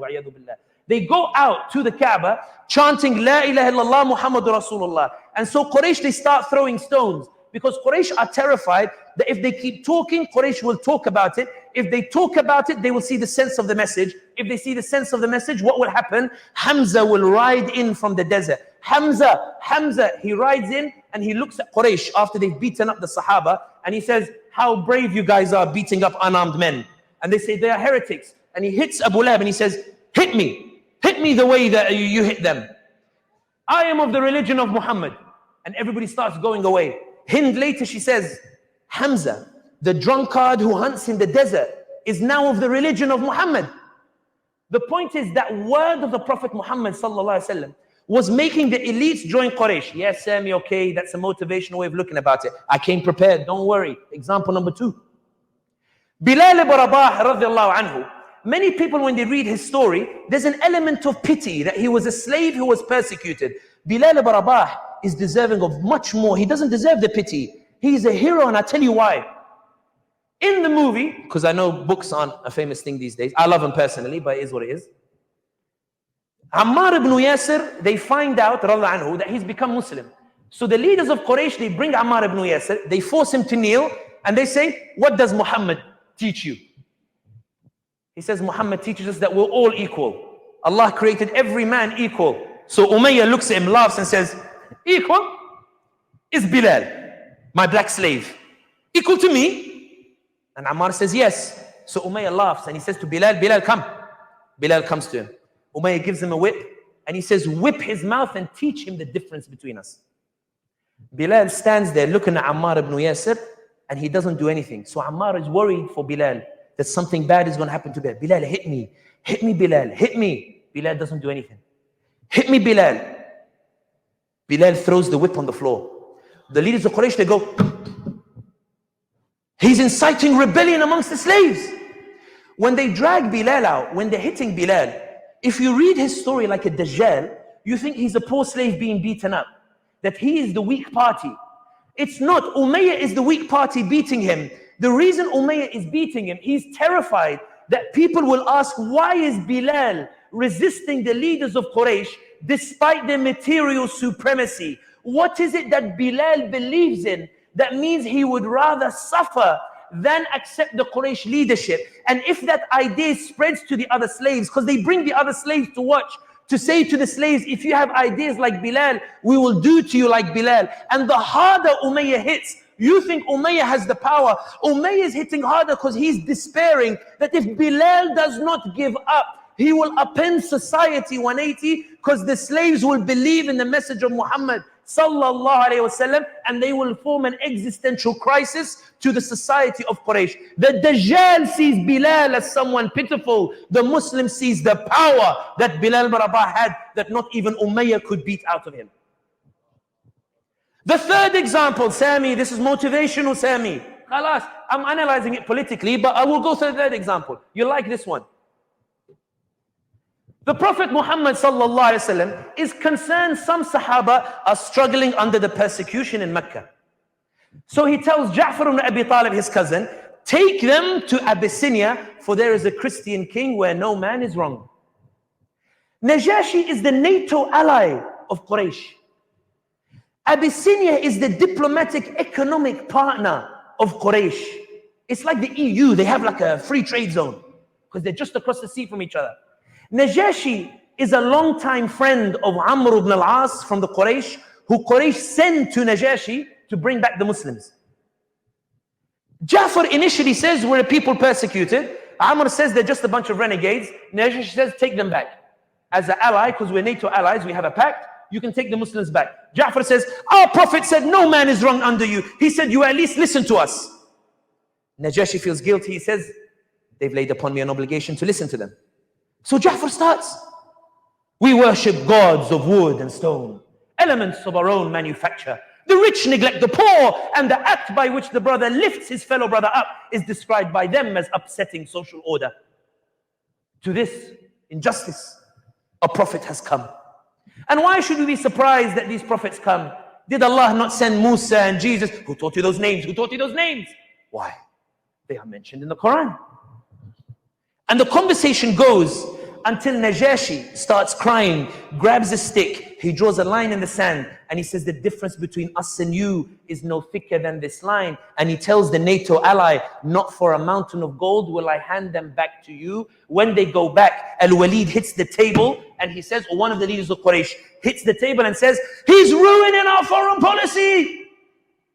He doesn't have an army and he's messing up our foreign policy. They don't have an army. They made Macron recognize the ICC. They don't have an army. They made Germany say they'll arrest Netanyahu. They don't have an army. They said that Belgium will impose sanctions on Israel. They don't have an army. They made South Africa go and take the case to the ICJ. They don't have an army. They made Candace Owens leave the Daily Wire. They don't have an army, and look what they managed to achieve without the army and wealth and this control. What is the power that the Prophet Muhammad sallallahu alaihi wasallam had that made the Quraysh fear them despite their material superiority? The Muslims are being, and not only, I'll give you the fourth example and the fifth. The Prophet Muhammad sallallahu alayhi wa sallam makes a dua, Allahumma a'izz al-Islam bi ahad al-Umarain. Allahumma bless Islam with one of the two Umars. Who knows who the two Umars are? Umar ibn Khattab, and who knows the other one? Umar ibn Hisham, Abu Jahl. So we're not talking about Allahumma bless Islam with a neutral. Allahumma bless Islam with two people who are beating up Muslims for fun. Two people who are openly against the Muslims, beating up Muslims for fun and swearing to continue beating up the Muslims because they're against the language of their forefathers. If I said here, you know what's coming. If I said here, Allahumma a'izz al-Islam bi Donald Trump. Now, I laughed initially when I thought of it in the hotel room. And then I wept. I'll tell you why. Because when I laughed at my own suggestion, I thought to myself, if I had heard the Prophet Muhammad sallallahu alaihi wasallam, Allahumma reinforce Islam with two people who are beating up Muslims daily for fun, would I have laughed at him that he believes these enemies can come and reinforce Islam afterwards? Did I subconsciously just admit that the seerah only applies to 632 AD? I can't imagine how it might apply to today. Have I just realized I'm a dajjal in the way that I read the seerah of the Prophet Muhammad sallallahu alaihi wasallam? Because I read in the seerah that Khalid ibn Walid radiallahu anhu defeated the Muslims in Uhud and then became the sword of Allah, right? An enemy who defeats the Muslims not only does he become a revert the way sometimes modern people treat reverts, like I'll teach you kind of thing.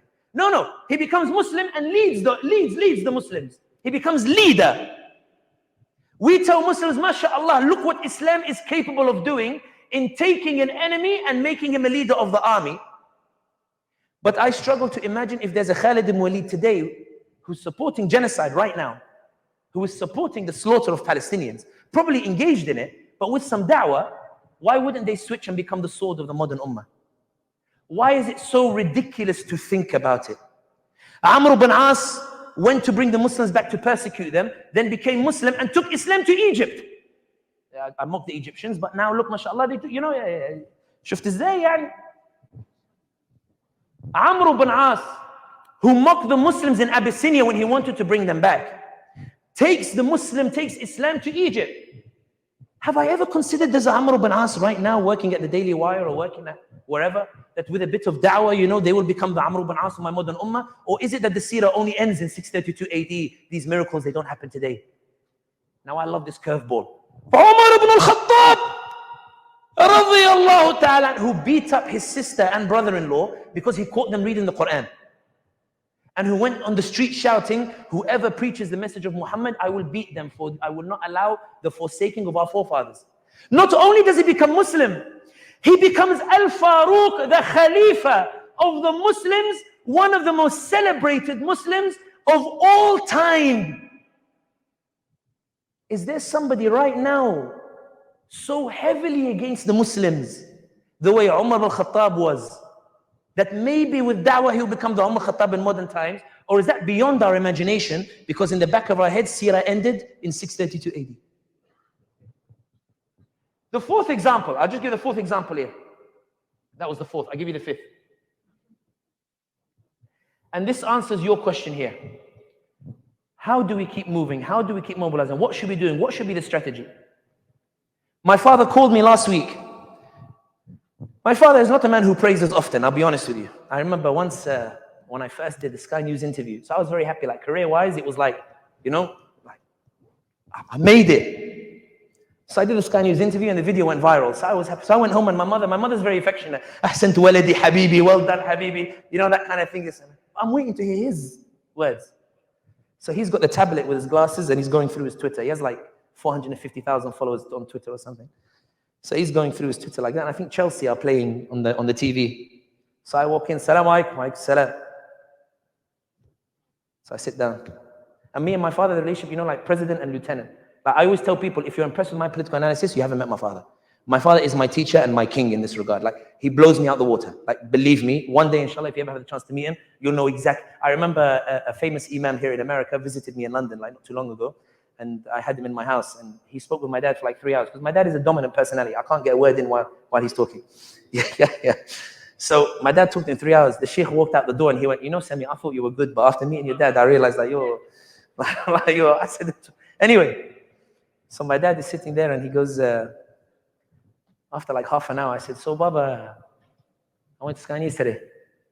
And he went, على ذكر Sky News, now that you mentioned Sky News, son, and I have a question. Why do you talk like somebody's chasing after you? Why can't you talk relaxed, calm? And my mom shouts from the kitchen, he talks like you, hey. He talks like you, hey. So my father calls me 1 week ago. He tells me, I told him, Assalamu alaikum, Baba. Wa alaikum salam, kif halik? Alhamdulillah. How are you, Baba? Alhamdulillah, very good. Sami, I was listening to one of your talks that you gave in America. Baba. Okay, mashallah. But I don't understand. You were telling the story about the 13 years of the da'wah, and you told the story, but you didn't finish it. I said, what did I not finish? He goes, you forgot the crux of it, like the essence of it. And I explained to you what he meant. And it's in this fifth example. 13 years of the da'wah, At the end of it, just before the Prophet ﷺ is about to leave, why does he leave? Because two tribes, they approach him and they say to him, Ya Rasulullah, for the sake of your message, we are ready to give you all of our support. All of it. So Abbas, the uncle of the Prophet, is surprised. He's like, do you not understand what it means to support this message? You're going to go through struggle. You're going to go through hardship. You're going to go through pain. You're going to go through heartbreak.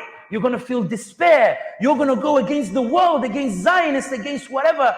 Do you understand what you're about to get involved in when you speak out for Palestine? Do you understand what you're about to get involved in when you go and protest, when you do the encampment, when you go and put your money, when you go and challenge the establishment for the sake of Allah? Do you understand what you're about to get into? I don't think you do. So let me tell you, Aus and Khazraj, we're ready to give him our support. Before you give this bay'ah, it was like 2 a.m., 3 a.m. in the morning. You need to know what you're about to get involved in. They tell him, Ya Abbas, we know exactly what we're getting involved in. We know that we'll be going to war with all of Arabia. We know that we're going to go through hardship. We know it's going to be rough. We know it's going to be tough. We know it's going to be a long stretch. We know it's going to be difficult. But we are ready to give him all of our support. My father called me and said, why did you finish the story here? You forgot the crux of the dialogue. I told him, Baba, what did I forget? You can tell him, with my dad, I go a bit, Baba, what did I forget? What did I forget? He said, what did Aus and Khazraj ask the Prophet ﷺ after this part? And then I remembered. They said to me, Ya Rasulullah, what is our reward if we give you our support? What is our reward if I mobilize, if I move, if I'm ready to sacrifice, if I'm ready to go for it? What is my reward, Ya Rasulullah? And my father said to me, Sami, think about it. If Rasul ﷺ had said to them that your reward is every Khalifa after me will be from your tribe, no one would have blamed them, right? No one would have blamed them. If he had said to them that lands and territories, Persia will be yours, no one would have blamed him, right? Because they're about to be the backbone of his message. What did the Prophet Muhammad ﷺ say to them in response?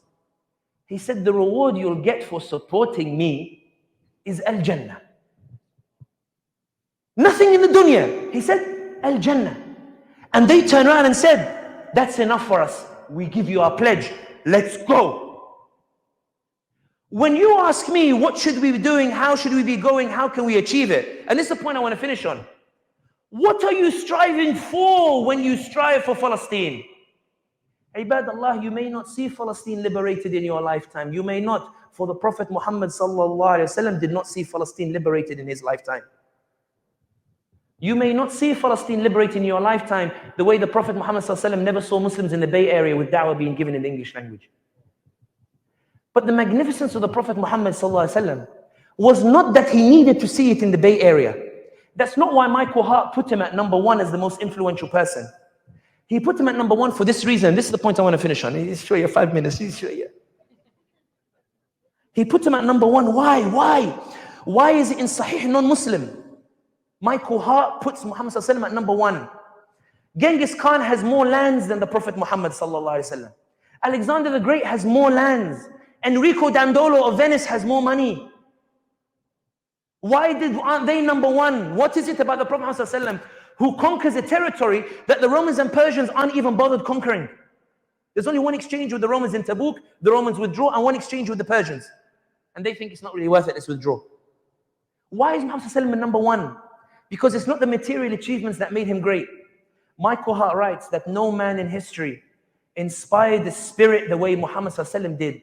That meant that every generation that came after him would pick up where the last generation left off. They were relentless. They kept going. They keep pushing one generation after the other, one generation after the other. Because for them, it's not about the dunya. For them, everyone's competing for akhirah. Everyone's competing for Jannah. Everyone wants to do something that they can say to Allah, let me enter Jannah with it. The generation push and they push and they push. And 700 years later, his promise of Constantinople, they enter Istanbul. And I put the documentary for my kids, the cartoon. I wanted my kids to learn Arabic. It's rough when you're trying to teach kids Arabic because you get lazy with it. But the point is, I heard the narrator in the introduction. He said by the time Muhammad al-Fatih got to Constantinople, everything around it had already become Muslim because of the generations before it. So he was the cherry on the cake. He wasn't the one who conquered it himself. The generations before had paved the way for him to eventually come and take Constantinople. Every generation has its role. Our generation may be the one that breaks Israel monopoly on the narrative, that makes it into a pariah state, that exposes apartheid so that the next generation can hit the home run and end the apartheid. And we may not see the story in our lifetimes, but we will hear about it in Al-Jannah, because the acts that we do for Palestine will get us into Jannah to hear the stories about it. This is the point, ya ibadallah, that I finish on. Palestine does not need you because it has Allah. Allah uses the tools that He wants. It's not Muslims that make Islam great, it's Islam that makes Muslims great. When Muslims were slow at the encampments, it's as if Allah sent the leftists to go do the encampments. Allah said, I'm not waiting for you. I have the tools at my disposal to do and bring liberation. I have the tools. Allah has no need of us to do it. We have a need of Allah to give us the opportunities to be the vehicles that He uses, which is why we should race to have those opportunities, race to establish those leadership programs, race to establish those new voices, race to build those institutions, race to support those encampments, race to go and raise your voice for Palestine, race to learn about Sudan, race to learn about Congo, race to learn about the Uyghurs who are screaming for you to give them attention, race to learn about the Rohingya who are screaming for the Ummah to give them attention. Race and go and learn those memories. Race and learn about Bosnia. Race and learn about Uzbekistan. Race and go and learn about the Ghanaian and the kingdoms and the caliphates in West Africa. Inherit those memories. Race, because this is how you are saved and go to Jannah. You are saved to go to Jannah when you move, not when you sit and do nothing. The final example I give, and I promise this is where I finish. Never underestimate that in all of history, the greatest revolutions are never top down. Never. It's always bottom up. And here is the heartbreaking thing about Gaza. The heartbreaking thing is not the genocide. For wallahi, they will survive it. Palestinians will survive it and they will be free, inshallah. That's 100%. That's a promise from Allah subhanahu wa ta'ala. The heartbreaking thing is that it took Sahih non-Muslim to teach us about a power that Sahih Muslim told us about. In Sahih non-Muslim, this is actually in Sahih Muslim, Heraclius tells Abu Sufyan, who are the people who support the Prophet Muhammad sallallahu alaihi wasallam? Who are the backbone of his message? Who are the guys loudest on Palestine? Who are the people pushing, protesting, donating, moving, the ones who won't stop being quiet? Abu Sufyan, he thinks that he's caught the Muslims. So he says, Aradhinuna, the lowest of society. Somebody from the Ummah today hearing that might say, if it's Sami and Rami and these guys, this case isn't going anywhere. Let me know when you're sitting with the state governor. Let me know when you're in the White House. Then I know you're serious. Let me know when Qatar is backing you, or Saudi or China or Russia. Then I know you're serious. Let me know when a billionaire is funding you. Then I know you're serious. Abu Sufyan says, Aradhinuna, as if he's mocking the cause. That it's you people in here who are the backbone of the message. So he's expecting the Roman emperor to say, nothing to worry about if it's these people here in the Bay Area. Heraclius says to Abu Sufyan, Ya Abu Sufyan, if what you say is true, that these people are the backbone of the message, then Ya Abu Sufyan, I think I should inform you, this is the way of the prophets. This is the prophetic way.